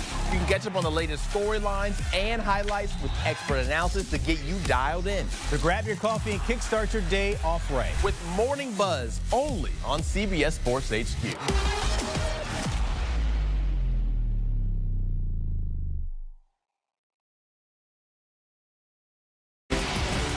Let's get to some fresh HQ headlines. We start with San Francisco 49ers quarterback Brock Purdy, who is out for Sunday's game against the Packers with a shoulder injury. Brandon Allen will get the start instead. The Niners also ruling out pass rusher Nick Bosa, while offensive lineman Trent Williams will be a game-time decision. He has an ankle injury. In basketball, Joel Embiid was a late scratch last night for the Philadelphia 76ers, but it turns out they didn't need him. Tyrese Maxey and rookie Jared McCain combined for 56 points, helping the Sixers beat the Nets 113-98 and snap a 5-game losing streak. They'll be back in action Sunday against the Clippers. Embiid and Paul George have already been ruled out for that one. In college hoops, Cooper Flagg had 24 points in his first true road game, leading number 12 Duke to a 69-55 win over number 17 Arizona. Rowdy atmosphere in Arizona, and the freshman responded with 16 second-half points. Things don't get any easier for the Blue Devils. They'll take on number 1 Kansas on Tuesday night in Las Vegas. In baseball, the Kansas City Royals shored up their infield, acquiring second baseman Jonathan India from the Cincinnati Reds last night. They'll send 28-year-old right-hander Brady Singer back to Cincinnati in a swap of former University of Florida teammates. All right, with all the focus on the 12-team playoff, we can't forget that bowl season is about to get underway. I mean, what's college football without discussing the Duke's Mayo Bowl or the Pop-Tarts Bowl or the Snoop Dogg Arizona Bowl presented by Gin and Juice by Dre and Snoop? But some big teams are set to potentially miss out on all that. Let's look at some big bowl matchups. We start with Wisconsin in the Big Ten. They are 5-5 and have 22 straight bowl appearances. That's the third longest active streak, but they must win one of their final 2 games to avoid missing a bowl game for the first time since 2001. On the flip side, Nebraska has been looking to go bowling since October the 5th. The Cornhuskers have lost 4 in a row. They now sit, they started at 5-1. They now have 2 chances left. Wisconsin at Chris Hassel's Iowa Hawkeyes next week. Elsewhere, 3 of the 6 longest active bowl appearance streaks could come to an end this season. Oklahoma 5-5 as they sit on 25 straight bowl appearances, second longest active streak behind Wisconsin. They also must win one of their final 2 to avoid missing a bowl for the first time since 1998. This week, the Sooners travel to Tuscaloosa to face Alabama before closing out the season next week in Baton Rouge against LSU. And no more chances left for 3-7 Oklahoma State. 18 straight bowl appearances coming to an end. Mike Gundy and the Cowboys will miss a bowl for the first time since 2005. They welcome Texas Tech and go to Boulder to finish their season. More college football pregame coming up.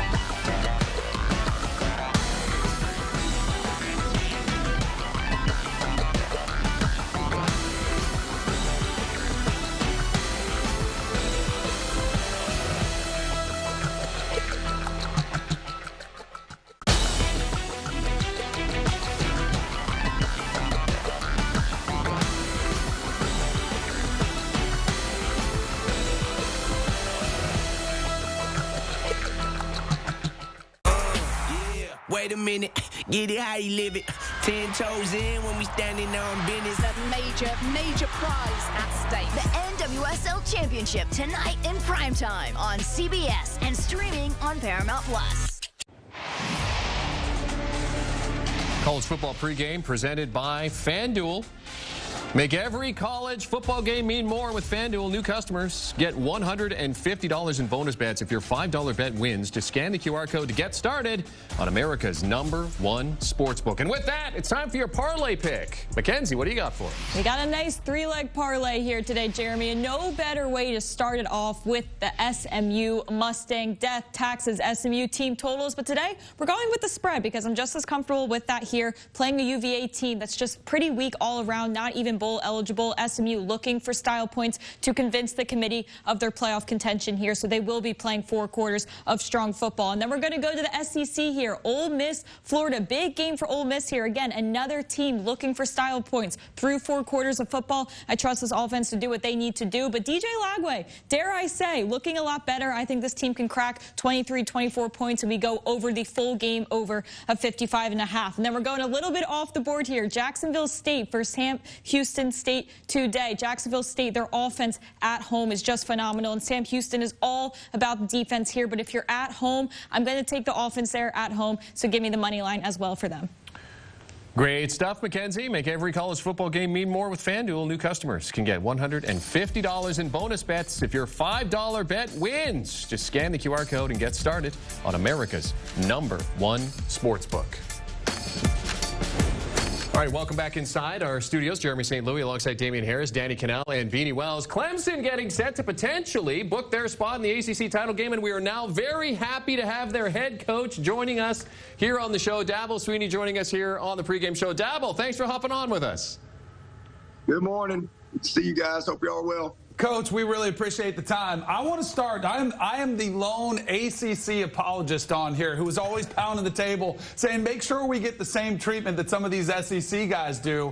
Why aren't you guys in that discussion with the 2-loss SEC teams that everyone seems to be debating about? Should they get in the playoffs? And yet I feel like you guys are an afterthought, and I think it's wrong. How do we get you into that conversation? Danny, I think you know the answer to that as well as I do. You know, it is what it is, but, you know, the truth of the matter is, you know, we schedule a tough schedule every year. You know, we've done that since I've been the head coach. You know, we try to play 2 SEC teams every year. And if you check our record versus SEC opponents, it's pretty dang good. And I'm talking about at the highest level, not just regular season. Our regular season record is outstanding. Our playoff record against SEC is outstanding. Our record against the Big Ten and Notre Dame's pretty good, too. So, you know, that's been our philosophy for a long time. You know, it'd be easy to not schedule those games. And, you know, but I've always believed that that's how you teach your team. And sometimes you have some good days and sometimes you have some bad days. But the reality is we've got 6 power conference wins by double digits, which is tied for first in the nation.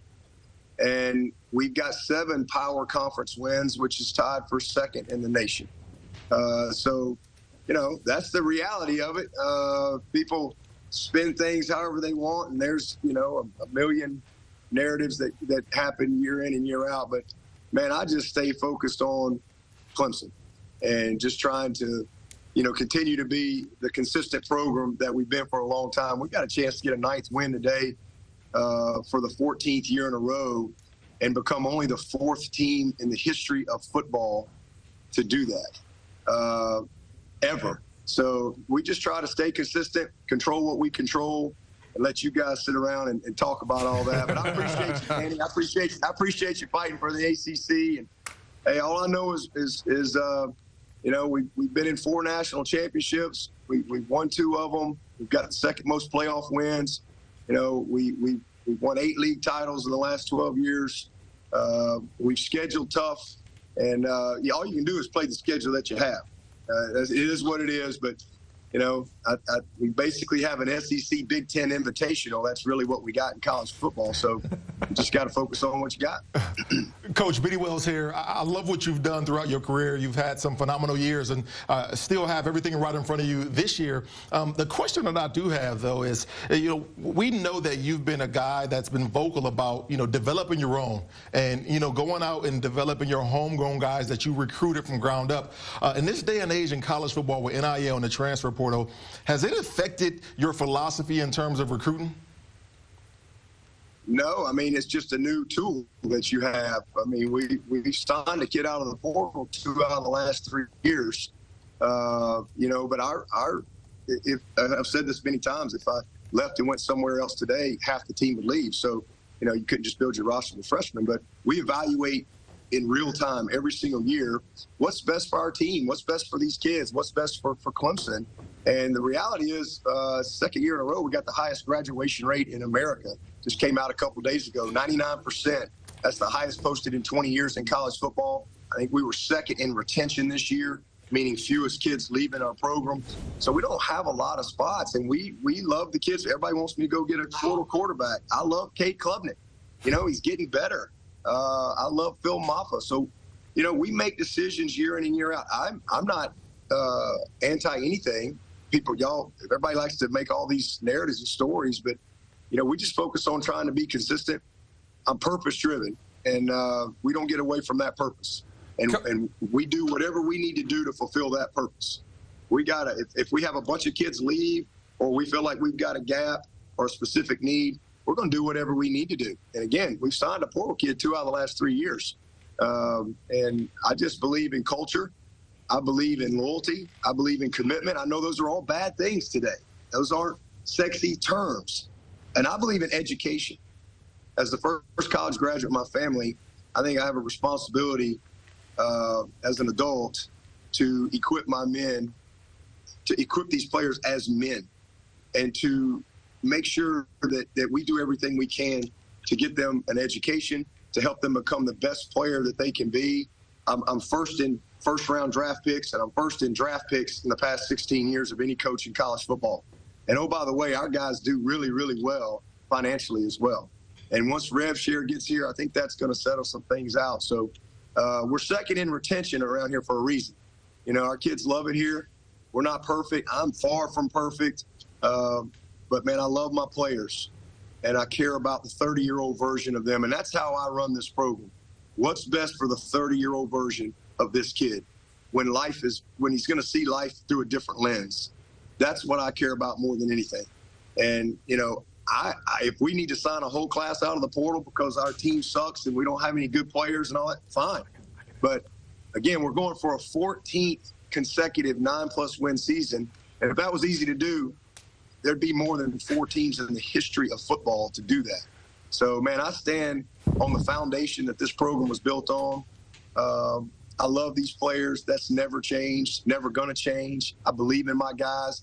We've never won at Clemson trying to be like everybody else. I live by George Washington Carver. He says, when you do the common things in an uncommon way, you command the attention of the world. We've done the common things in an uncommon way. We're an uncommon program. We're a unique program. Simple as that. Recruiting is a very common thing in our world. We do it in an uncommon way. So if people have a problem with that, hey, whatever. Just, count our wins. Count our wins. Count our championships. More importantly, see the type of men that are being developed and equipped through our program year in and year out. So, because, that's what really matters to me. When it's all said and done, in the end, all we have is us and us. Like, it's just me, and I got to be happy with me and how I've lived my life. And I know this, man, I got no regrets. When I look back on my time here at Clemson, man, I know that we have been able, through the platform of football and education, we've been able to change a lot of people's lives. And that's a blessing. And we've won because at Clemson, 2 + 2 = 10. That's how we've won. We've never had the same TV contract. We've never had a #1 recruiting class. We're 8 to 15 every single year. But we're the second winningest team in the country the last 15 years. And they say, well, you don't play nobody. Well, we the only ones don't play nobody. And last time I checked, you can check our records against the best of the best on planet Earth in the past 15 years. Love it. And so, you know what? I've never won trying to be like everybody else. I don't know how to be anybody but me. Coach, that's a problem for people. Then, hey, that's what it is. I'm a child of God, and I'm led by faith, and I stand on that. And every decision, and it's not just me. Man, I got a village. I don't just walk in and wave a wand. I got a bunch of great people. I got 25 former players on this staff that built this place, all right? And we are purpose-driven, and we're all aligned in how we go about our business. It's not for everybody, but if you want to come to a place that's got structure and accountability and discipline and love and as a family, Clemson's a place to come, man. And we're going to win. We've always won, always. Maybe we're not going to win the national championship every year. We've won 3 in 129 years. But here's what we are going to do. We're going to build great men by how we do it. And when kids leave here, when they're 30, they're going to be connected to something, and they're going to know that they were around great people. And we're not going to let the game use the players that come to Clemson. We're going to teach them how to use the game. Love it, love it. And if I was playing age, Coach, you've got me sold. I would go. I would definitely go. Coach, I got 2 sons. My sons, I mean, you just gave me a pitch right there. My sons would be going to Clemson. Absolutely, Coach Dabo. Just want to say, Damien Harris here. I had many matchups against you. I respect everything that you do. I hated playing against you, but I love what you do. Yes, sir, the one and only. I was looking for that exact response when you heard my name. Listen, I love and respect everything that you do at Clemson. Like I said, I hated competing against you, but it was only because you run Clemson as a first-class organization. I respect everything you do. Thank you so much for the time coming on and chat with us. And, man, I look to see you keep doing great things. Damien, I can't let you get off here because, you kept me up many nights. Good. And listen, you talk about not fair. All right, I show up. They got Damien Harris, Najee Harris, and Josh Jacobs. I think he was like the 13th guy. I mean, that's not fair. That's not fair. You still got one away from us, though. I only have 2 national championships because of you. That's all. That's all. Coach, Thank you, Coach. Really appreciate your time. Coach, good luck the rest of the way. Good luck against the Citadel today. Hopefully y'all will get some good stuff out of that. Man, there can be some clickbaits on Swinney sucks, and he's a terrible person, and he hates players and all that stuff that everybody likes to spread. Hopefully y'all can get a little something out of that. Nothing but love for you, Coach. Man. Thanks for doing it. Appreciate the time, Coach. Thank you. Have a great day. Nothing but love for you, Coach. Dabo Swinney, coach of Clemson, joining us today. They're going to take on the Citadel this afternoon before finishing against South Carolina. Can still get to the ACC title game. More college football pregame coming up next.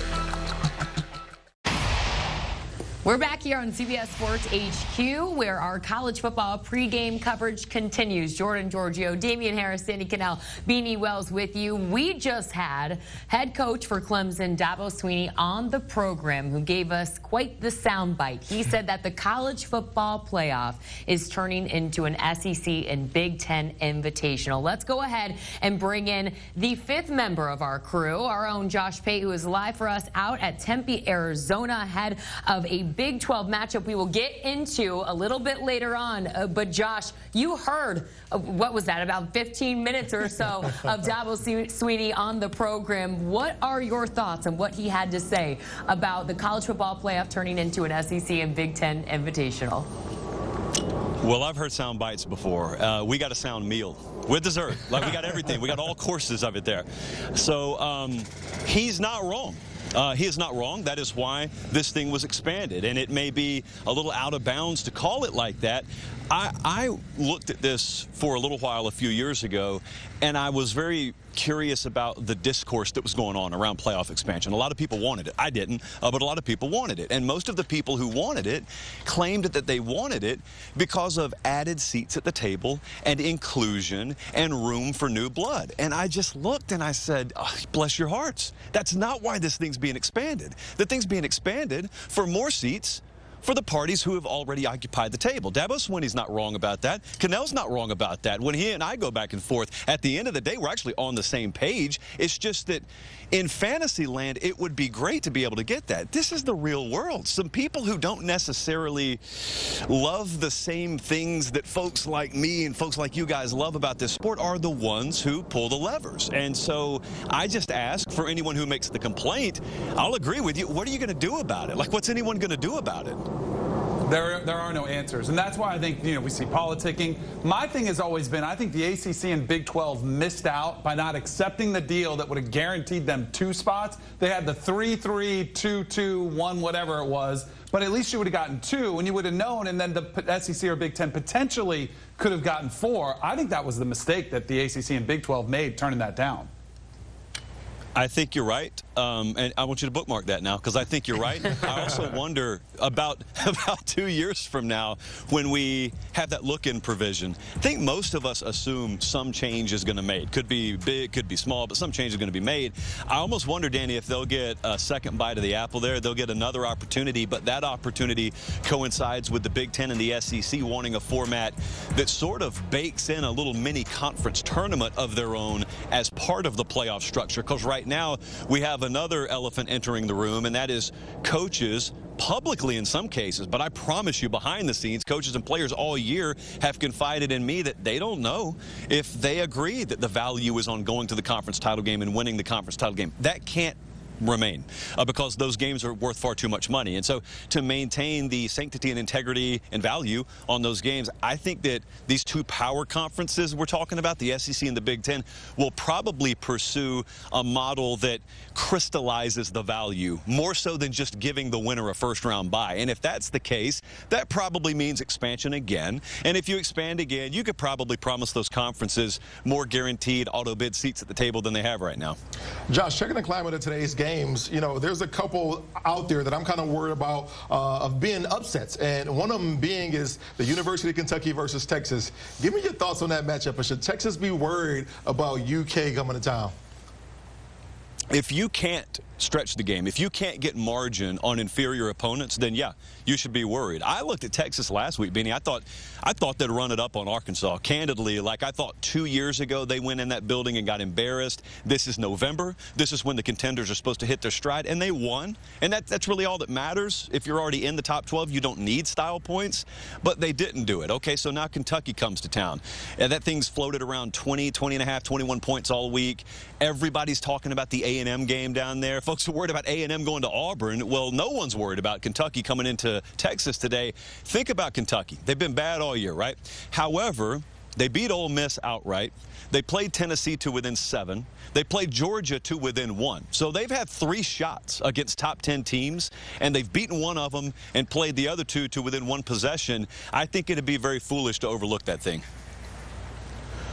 Pate, I've got one more question before we get to Indiana versus Ohio State. I'm looking at this Army and Notre Dame matchup, and it's one of the more intriguing matchups of the day to me. And a lot of people would think that Notre Dame has the service academy teams figured out. We saw what they did against Navy, although Navy did turn the ball over 6 times. In my opinion, this Army team is much, much better than Navy. And it starts with quarterback. I think Bryson Daly is a huge upgrade from Blake Horvath. How do you see this game going? Because I think Army can pull off an upset today and then kind of confirm what a lot of people think, which is that Notre Dame might not be worthy of being in the college football playoff.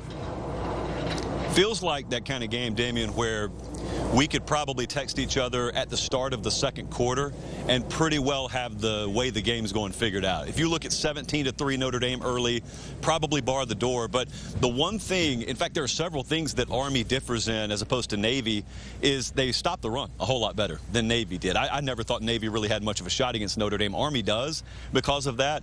Army also does because, much like Indiana, there is a stat profile that looks impressive. There's some things that we think they do good on paper, and they may very well be that. That number may very well be valid. We just can't know until we watch them play. Now, that could mean you're a fraud and you get exposed, or it could mean you're sitting there midway through the second quarter, other guys bleeding a little bit, and you're Army, you're not supposed to be doing this to me, and then you bring them out into the deep end like Northern Illinois did, by the way. That Northern Illinois game against Notre Dame earlier this year that everyone wants to whitewash, that wasn't a fluke. They outplayed them. So if Army can do that, and we'll know pretty early on, then I agree with you. Like, I still have this voice in the back of my head that keeps telling me Notre Dame's pretty for real, and if they are, then Notre Dame shouldn't even struggle in this game today. Rankings notwithstanding. Now, this is Notre Dame versus Army in November. So if they are what they appear to be, that should be a comfortable victory. My hand's shaking a little bit, like I don't know if it will be, but it should be. All right, Pate. We've had back and forth all week long. You have. You need to take a stand on the Indiana-Ohio State game. Is this the one where Indiana gets exposed and they're shown to be frauds, or is this one where they can pull off the upset? I think it's going to be something in between. I think that this is my big concern. He's the fraud. Hold on. Here's this fence. All right, so I'm balanced on it. So everybody wants a definitive outcome. They either want an upset or they want them to get blown out. Well, like you and I talked about earlier this week, pretty one-sided debate in my opinion, but like you and I talked about earlier this week, what happens if it's 31-20? What happens if it's like 34-21? Well, that's not definitive either way. That's right around what your point spread would be, and it could be one of those games where it's a dogfight until the early fourth quarter, and then Ohio State goes ahead, and then they force a defensive stop, short field, kick a field goal. Okay, they won by 2 possessions, but everyone walks out of the stadium saying, wow, this game was so much closer than the final score indicates. Wow, Indiana really validated their existence in the top 10. Because this sport works the way it works, I think that's the way it's going to go. I think it'll end with Ohio State winning it. I do not think it will be definitive. I don't think that Ohio State pulls away at all. Indiana's a good enough team to hang in this. They don't need a whole lot of stuff to go their way, by the way. They match up plenty well enough, and that offensive line situation is real for Ohio State, and Indiana's ability to cave on the interior is real. Rourke's ability to make throws, their skill out wide is real. So that's the way I think it's going to go, and I think we'll have a bigger mess tomorrow than we do right now. Lastly, Pate, we got about a minute here. We got to go quick, but we got to talk about the game that you're at. It seems like the people of Tempe have just given you the keys to the stadium all week. It's BYU taking on Arizona State. Where will this game be won for BYU? Red zone and turnovers. Brigham Young doesn't necessarily have, star playmaker types. They're a team. They're the quintessential team. They've been very opportunistic in those 2 categories. They weren't last week, and that's why Kansas was able to come in there and bite them. They come here, and I think once that ball gets inside the 20s, settling for 3s instead of getting 7s and turnover margin, I think will decide this. This place is sold out. Hard sellout. $300 for tickets. First time they said that here in a while. Yeah. So I think home field means a lot today. I'm going to go with Arizona State to win and cover. Payne, thanks for admitting that it was a one-side debate and that you lost. I appreciate that. We'll leave it there. Thanks so much, Josh. We appreciate it. Catch more from Josh Bayes shaking his head. It's been all week with those two. Catch more from Josh every Tuesday, Thursday, and Sunday at 8 p.m. You can watch Josh Bayes' College Football Show on YouTube. He has everything you need to know to be a part of the greatest game. Quick break for us here on CBS Sports HQ. Don't go anywhere, though. We're talking to Boise State's head coach next, and I'm going to introduce him to the president of the Ashton Genty fan club. We can't wait. Stay with us.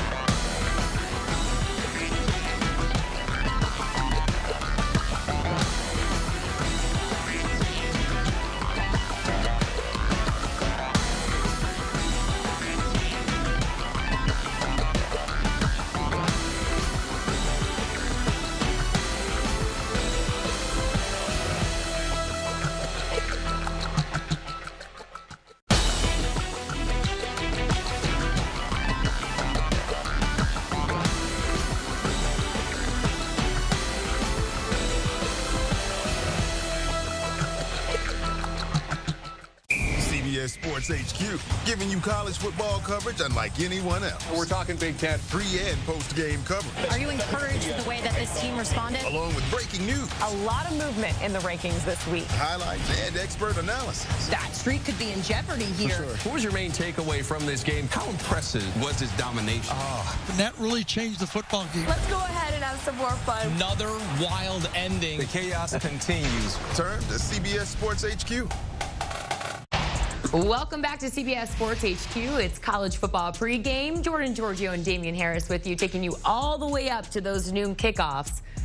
Great slate of games, but tonight, CBS Sports Network, it's going to be a good one. You got Boise State taking on Wyoming in a Mountain West battle. What are you most looking forward to watching tonight come 7 p.m.? Well, first of all, Ashton Genty right on our own network. I mean, come on, people, tune in. But this guy is so special. And when we talk about keeping him in the Heisman race and potentially winning this award, he's going to have a great opportunity tonight against Wyoming, who's the number 116th ranked rush defense in the country. Look for him to put up some big numbers today and solidify himself as one of the top 2 Heisman candidates offense in the country, and what a treat it will be to see, because like I said, this guy is phenomenal. He's fast, he's strong, he's elusive, he can make plays, he blocks for his quarterback, he's a good receiver out of the backfield. I mean, I could talk about this guy all day long because he is such a special talent. He's such a special running back. I've said it all year long. It's the most must-see running back since Reggie Bush. Listen, I know you say that, right? Like, what are the other running backs that you're in group chats with or you're talking to on the reg? They say the same thing? He's sensational, because if you've played this position, I'm sorry, I don't want to cut you off. If you have played this position, you understand what it takes to do what Ashton Jeanty is doing. I don't care what conference he's playing in. I don't care what competition he's playing in. He's breaking 7 or 8 tackles on his way to an 80-yard touchdown. Derrick Henry knows how impressive that is. Mark Ingram knows how impressive that is. Reggie Bush knows how impressive that is. It does not matter. He gets it done. And all the great running backs, all the people that have played this position respect and admire what he does. The fact that he's chasing such a great, and Barry Sanders, one of the greatest of all time, somebody that will never be replicated. But when you see these type of numbers, and we've seen them so seldomly, it's just, it's something that you have to take notice to, something you have to realize. This is one of the best players in all of college football. Most definitely, and we cannot wait to watch this Boise State team and Ashton Jeanty tonight on CBS Sports HQ. Also cannot wait to welcome to the show here on College Football Pregame. It's Boise State head coach Spencer Danielson. Coach, thank you so much for taking the time on what we know is a very busy game day. Damien Harris and Jordan Giorgio with you. I would be remiss if I didn't make you aware. You are in the presence, Coach, of the president of the Ashton Jeanty fan club. It's Damien Harris. It is me. I am just the press secretary, so I'm going to let my guy go first. Yeah, that's right, Coach. It is me. Listen, Coach, I wanted to start this off because, listen, Jordan and I, anybody on this panel, anybody across the country can look at Ashton Jeanty and what he does on the field and talk about how special it is. But as somebody who sees him, who coaches him every single day, what do you see day in and day out, whether it's practice, whether it's the meetings, whether it's, classroom? What do you see from Ashton every single day that makes him such a special player or such a special person that leads to him being such a special player?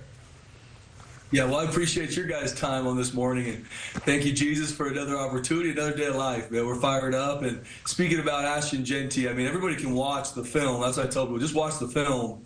But what they don't see is who he is as a teammate, how he preps to get his body ready. Every conversation we have is about the team. It's, Coach, how can we help this young man? How can I help lead better? How can I, he loves his teammates. He's on a mission for this team, and that is very uncommon. I think in so much of what's going on in college football has become very individualized, and Ashton and a part of this team, it's all about us playing our best football together and continue to grow week to week. He's one of the best leaders I've ever been around.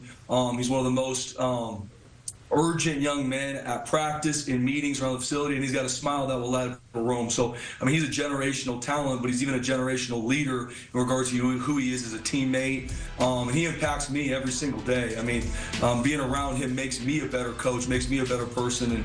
And like I said, I mean, he's a guy that handles his business off the field.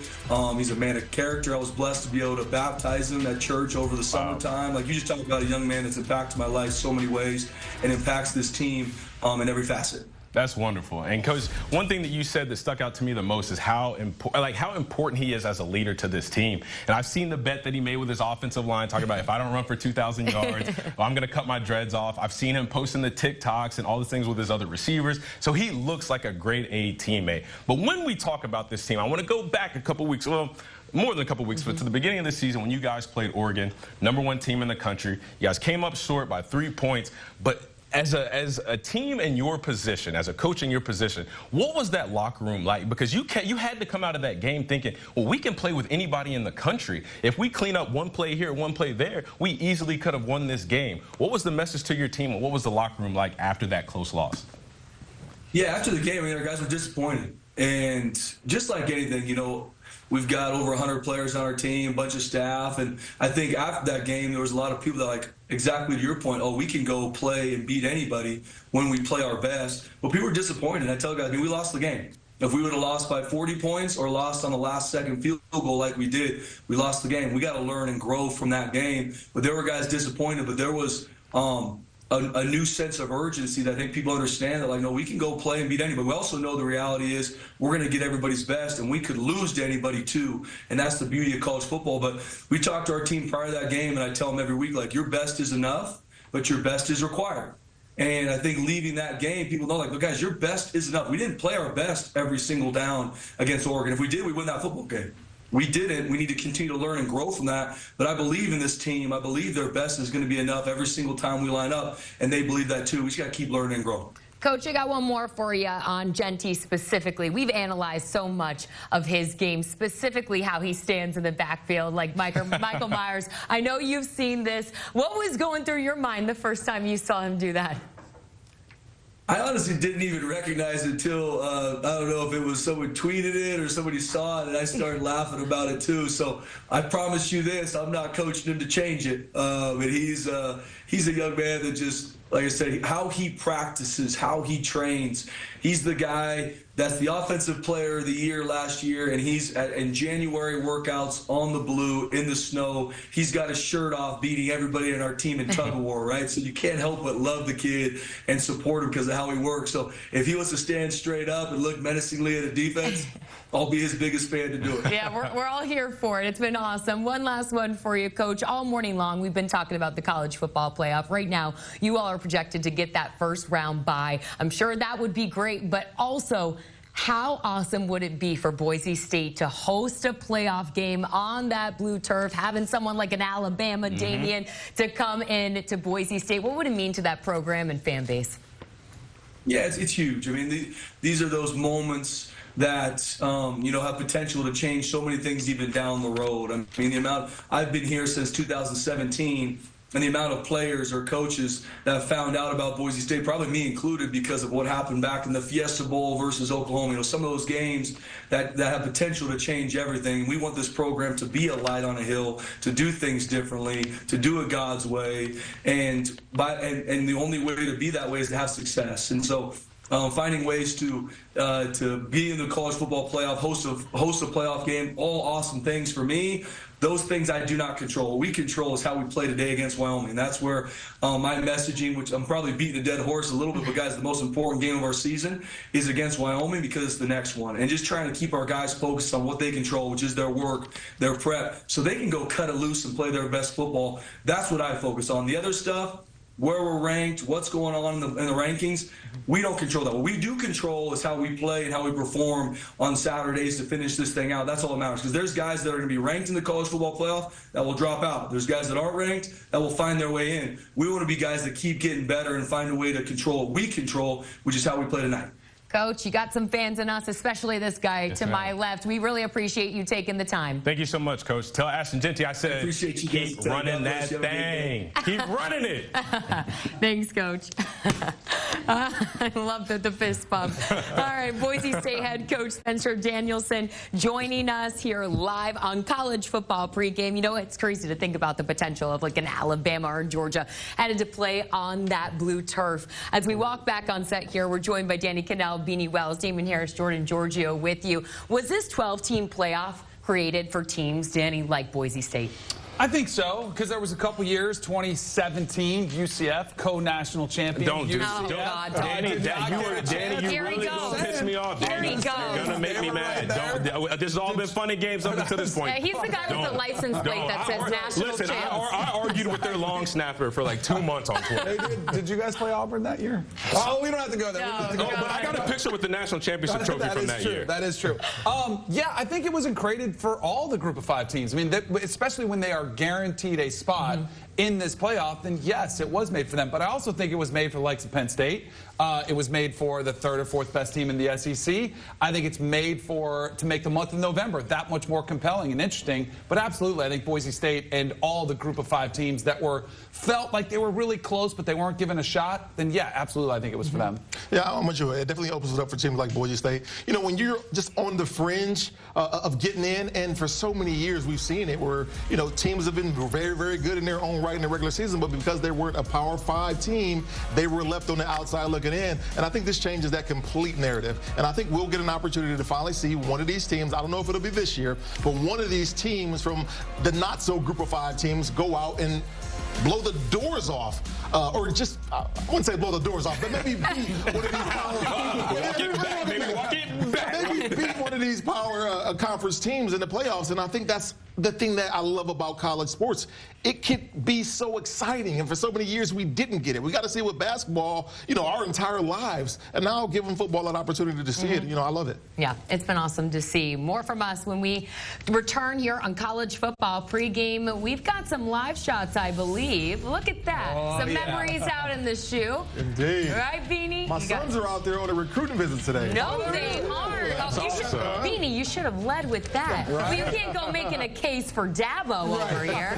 Oh, geez. And take a look at the Swamp. This place, it's going to be rocking later on when the Gators It'll be quiet in the fourth. Ole Miss. Yeah. More from us on the other side.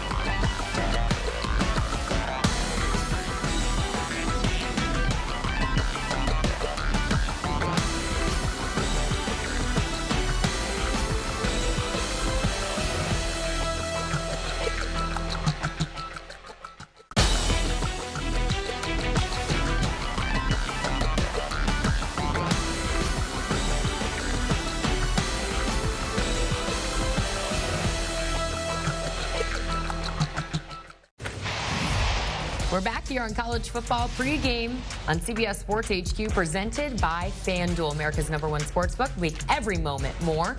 We cannot show you this bracket enough.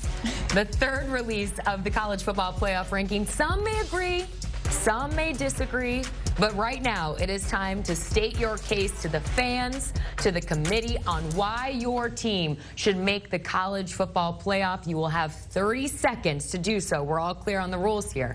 Mackenzie, start us off. Yes. Go to the podium. All right, the floor is yours. I need 30 seconds. Look at this thing quick. Really? Okay. Yeah, I think I might do mine in 10. Oh, wow. Colleagues, friends, Danny, I present to you the SMU Mustangs and why they should be in the college football playoff. Now, for starters, I do believe they could beat Miami in the ACC championship, which should get their spot. But let's go over some strength of schedule here. They beat Duke, a team that was up 11 against Miami in the fourth quarter. They beat Pitt, who everybody and their mother thought was the best team in college football for about a week. They clearly beat a ranked Louisville in Louisville. And they corrected their mistakes after BYU, and they have been chugging along with their new quarterback ever since. And while their strength of schedule may be 71st, that is better than the triple-digit 106th Indiana Hoosiers. And in the wise words of my Lord and Savior, Mr. Worldwide, Dale. What was that, like, valedictorian speech? I absolutely love it.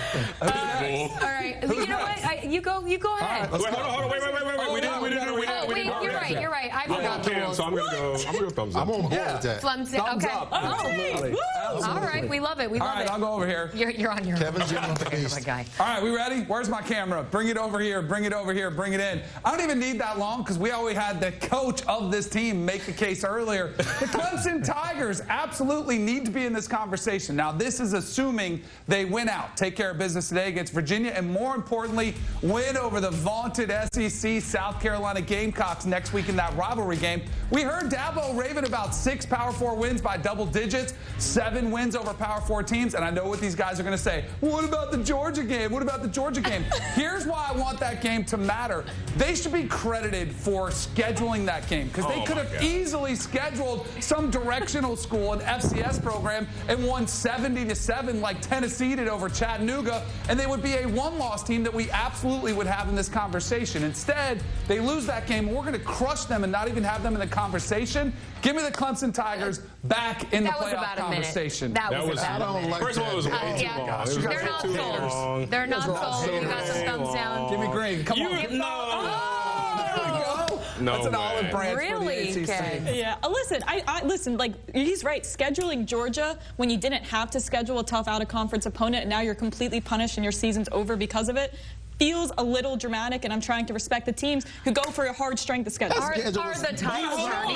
What are we talking about every week? You got it. Who's on your schedule? Hold on. We can't all be like Ohio State and play 8 home games and a bunch of cupcakes non-con. This is true. Damien, hold on. The floor is yours, and I know he has something Come on. I'm going to try to make this quicker than Danny because Danny said he was going to be quick, and he absolutely was not. My team that absolutely needs to be in Ole Miss Rebels. Now, they have 2 great wins. First off against Georgia, it just happened last week or 2 weeks ago. Then they beat South Carolina 27-3, and that win looks more and more impressive as South Carolina goes on. South Carolina is a team that you absolutely do not want to play right now. And on top of that, we've been talking a lot about strength of schedule. Ole Miss has the number 25th ranked strength of schedule in the country. They've got 2 big wins. They're right in the mix of the SEC. They're one of the top 4 teams they should be in. Don't let them forget it. Give me them greens. All right, give me a green. Let's see the greens. Give me them greens. I got you. Give me them greens. Wow. Oh. Wait, what the? Yeah. Wow. I want to hear that. Wait, what? Speak. I like Tennessee better. I like Texas better. I can't even sit down for Georgia this. better. I can't even sit down for this. I can't even sit down for you. Listen, if there's 5, I'm in. After today, watch Vinny, you gotta intervene Ole Miss here. is going to whoop Florida today. Watch what happens. They are. Yep. Okay. So we just obviously got done talking to the coach. Boise State is my team, and I believe they deserve to be in, not just because they have Ashton Genty, and not because he's about to break Barry Sanders' record, but that's a caveat too, but because they play complementary football, get it done on both sides of the ball. And then Maddox Matson, 19 touchdowns to 3 interceptions. He's a quarterback that can get it done, and he's gotten it done when teams have tried to bottle up Ashton Genty. And then on the flip side of that, you look at their defense. They got 41 sacks. That's 2nd in the country. I believe in Boise State. I think they'll get it done. I think they'll get there. And tell me what you guys think. These two are up to something over here. These 2 are up to something. I'm in. All the way. Oh, come on. They're not even the best group of 5 team. Now, this isn't anything resume-based, but keep an eye on Tulane, who's going to win the American. They're going to beat Army. They're the team that's going to be overlooked. And speaking of scheduling, they lost both to Power 4 teams. That's the one loss that Boise State has. They played 2. If they would have scheduled a cupcake, they would be in that one-loss conversation. I want to reward teams for scheduling. Who are those games against? Oklahoma and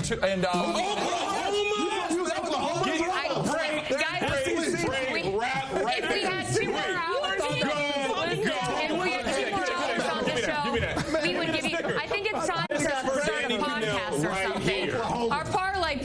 on the other side.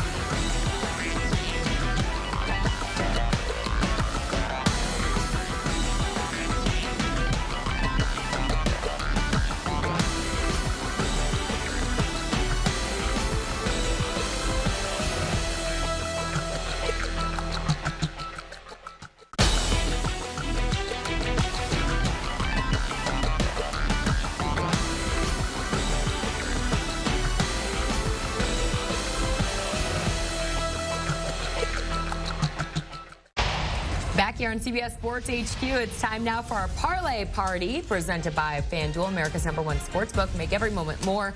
Make every college football game mean more with FanDuel. Right now, new customers can get $150 in bonus bets if your $5 bet wins. All you got to do, scan the QR code on your screen to start getting started on America's #1 sportsbook. I will go ahead and start us off here. I've got Army. Oh, we're going to do this? I know, you're waiting for it. I teased it there. I've got Army covering the spread. I believe you said last I checked it was 14.5. Yes, ma'am. Today against Notre Dame, I kind of learned my lesson, I must say, when I picked Navy to win outright in that matchup. I think they keep it close. I'm not sure. I don't have a lot of confidence that they actually win, but I think they keep it closer than that 14.5. That's a rational pick today. Okay, you know what? Yeah. Snaps for Jordan. Snaps for Jordan. All right, for me. Let's go. I'm going nice and easy. I want to lay up today. Give me Miami to cover against Wake Forest. 24.5 points. Listen, Miami's coming off a bye. Mario Cristobal has heard over the past 2 weeks how bad this defense is. I expect Cam Ward in this offense to come out firing, and I expect to see a better defensive performance against a lesser opponent in Wake Forest. All right. Let's go, What you got? I got the BYU Arizona State over here, over 49.5 points. This is a team that home games at Arizona, they are averaging 57 points, total points the past 2 years. BYU is always putting up points on the road. I know naked eye test tells you this is not exactly an offensive powerhouse the past few weeks. I think they regress to the mean, and we get back to business here. All right. Does anybody know what the birthplace of college football is, where it is? You guys Tell us, old man. Piscataway, New Jersey. That's where I'm going. You like that one? This game happened a long time before that. I'm going to go with a game that might resemble one that took place when they started the game of football because it's going to be so gross. There's not going to be a lot of offense. Illinois, Rutgers. Gross, disgusting, no touchdowns, low scoring. Give me under 48.5. Gross. Oh, I love it. Yeah. Gross. Love it. All right, what you got? I'm taking my Buckeyes. All right. The 10.5, I think Ohio State comes out hot. Indiana's coming off a bye week. It's never easy to get back going after a bye week. You tend to get off to a slow start, but the Buckeyes are out to prove something. I think they get this thing done. You know, you're the first one to really have the guts to really talk about how you feel about the spread today. So respect. Taking it. I love it. All right, here's one last look at our 5-leg parlay, which I gotta say, I like this one. It's pretty reasonable. This might be our best parlay of the year. I gotta tell you, Danny's grabbing his phone right now, and he's logging in. He actually just reached for his phone. I might actually do this as well. I love it. You see our 5-leg Week 13 parlay party presented by FanDuel. We love it. All right, reminder that make every college football game mean more with FanDuel. New customers can get $150 in bonus bets if your $5 bet wins. Just scan the QR code to get started on America's #1 sportsbook. Not too far removed from these noon kickoffs, which means it's time to make some game picks. Stay with us. More to come on College Football Pregame right here on CBS Sports HQ.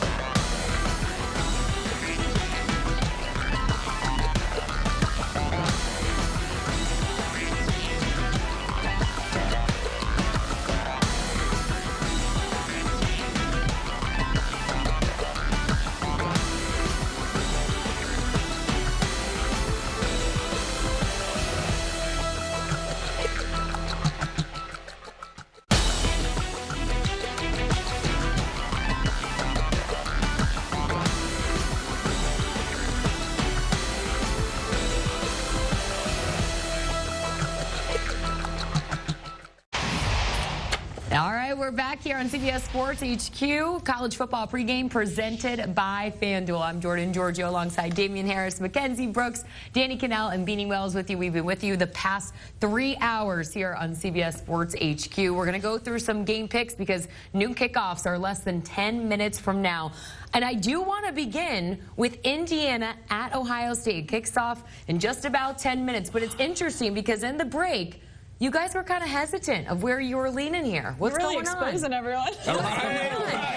No, I got it. Every time we come back from a break, we're like, okay, so on break, while you guys couldn't see us, this is what we were talking about. Danny, what are we doing? What are we doing here, We were Danny? debating on Indiana is what we were doing. Yeah, because listen, I've said all These guys taking too many hits, first and foremost. Just let me put that out there. I've said all week that I've been afraid that Indiana could get steamrolled in this game, but when I look at it, when I go with in my gut, in my heart, I think Curt Cignetti and this Indiana team might be able to get it done. I'm so unsure. I'm so unsure. Yeah. Okay. But for the sake of this segment, I'm going to play it safe. I'm going to go Ohio State. I'm going to go Ohio State. Yeah, I'm going head over heart here. And you guys know where I've stood on this all week. No backing down now. I'm going to go with Ohio State as well. I don't want to make Noah switch to Grafton, but I do think Indiana keeps it close. I think it's respectable. I think it gets them the spot in the college football playoff. I think Ohio State dominates this game, start to finish. They're out for something to prove, and they're going to get that monkey off their back, and Ryan Day is going to feel no pressure. All right, Alex. Go ahead. No, we have some time. I was going to say, if they blow them out, does that mean Indiana's done? Yes. Yeah. Okay, let's move on here. Elsewhere in the Big Ten, we've got a big one on our network on CBS. Penn State taking on Minnesota. This game in Minneapolis. Right now, Penn State a double-digit favorite here. What are you liking in this one? I like Penn State. I think they're the better team, and I think that just like Ohio State, they have something to prove. James Franklin, we've been talking about him a lot. We've been talking about Drew Aller, this offense. When are they going to improve? When are they going to show that they have the skill players, that they have the offense to really run some teams? I think today is a great opportunity for them to show that against a stingy and tough Minnesota team. Penn State's one of those teams I just feel like I don't really have to overlook. They're going to beat the teams they're supposed to beat, and they're going to lose to the teams they're supposed to lose to. So I think it's a team they're supposed to beat. I understand Minnesota's had their number in the past, but to me, this Penn State offense just looks, I guess the whole team in general, looks a little better than they did the past few. This is a game I gave out earlier in our picks. I like Minnesota with the points. I think Penn State might just want to come in, get out of Dodge, keep their playoff hopes alive, get a little bit conservative. Yeah, exactly. Like nothing flashy. I like Penn State to win. I like Penn State to win this game, but I'm with you. I don't think this is going to be a blowout. I don't think it's going to be an easy win. Minnesota always plays Penn State very tough. And what's the quarterback, Max Brosmeyer? He's no slouch. He can make it tough on him. All right, let's move on now to the Big 12. We've got BYU at Arizona State. Arizona State favored by about a field goal here. What's your play? Forks up. Give me the Sun Devils. I like Arizona State. I love their head coach. I love their quarterback. Cam Scatterbo has been unbelievable all year. It's too much. BYU is one of those teams. They're not great at everything. They're good at a lot of different things. We've seen their model be broken the past couple of weeks. I think ASU overpowers them today. See, I think BYU gets back on track here. I know all the public, this is the favorite, play to go with Arizona State here. I think it makes way too much sense. So sometimes you got to go the other way with BYU. It's almost like people expect what happened to Iowa State. Remember they suffered their first loss and then they got beat again. I think BYU, I like them with the points. If it's 3 points, I'll go ahead and take it. But I'll say Arizona State gets it done. I love what Kenny Dillingham has done. Cam Scatterbo, you guys are both backs, can appreciate what he's done. Sam Leavitt has been outstanding. The Michigan State transfer, playing really good quarterback. At home, Tempe, I think it's too much for BYU to overcome. I like Arizona State as well, man. You talk about their coach. I mean, he could probably win Coach of the Year. There's so many coaches in the Big 12 that can win Coach of the Year. I mean, it's nuts. But I love, Cam Scatterbo. I mean, he's a beast, hard-nosed dude, Sam Leavitt, like you guys just mentioned. Arizona State gets this one. All right, sticking here in the Big 12 is another big one. Colorado taking on Kansas, a team that's won 3 consecutive wins against ranked opponents. Do you think they play heartbreaker today again? No, you're sticking with Colorado. All right. Perfect time. Give me the Buffs. I think this is just the peak where we've given Kansas so much media attention and so much respect and all of this limelight for what they've been doing, and now this is when it goes the other way. Colorado, if they're going to win, they're going to do it big, so I actually like Colorado and to cover as well. What's on my wrist? Hey. I got nothing. I got nothing for you here on the wrist. Give me Kansas. I talked to Lou Leipold this week. This team thrives in this underdog, backs against the wall type role. Playing at Arrowhead, I think it's going to be a nice advantage for them. Cold weather could slow down that passing attack for Colorado.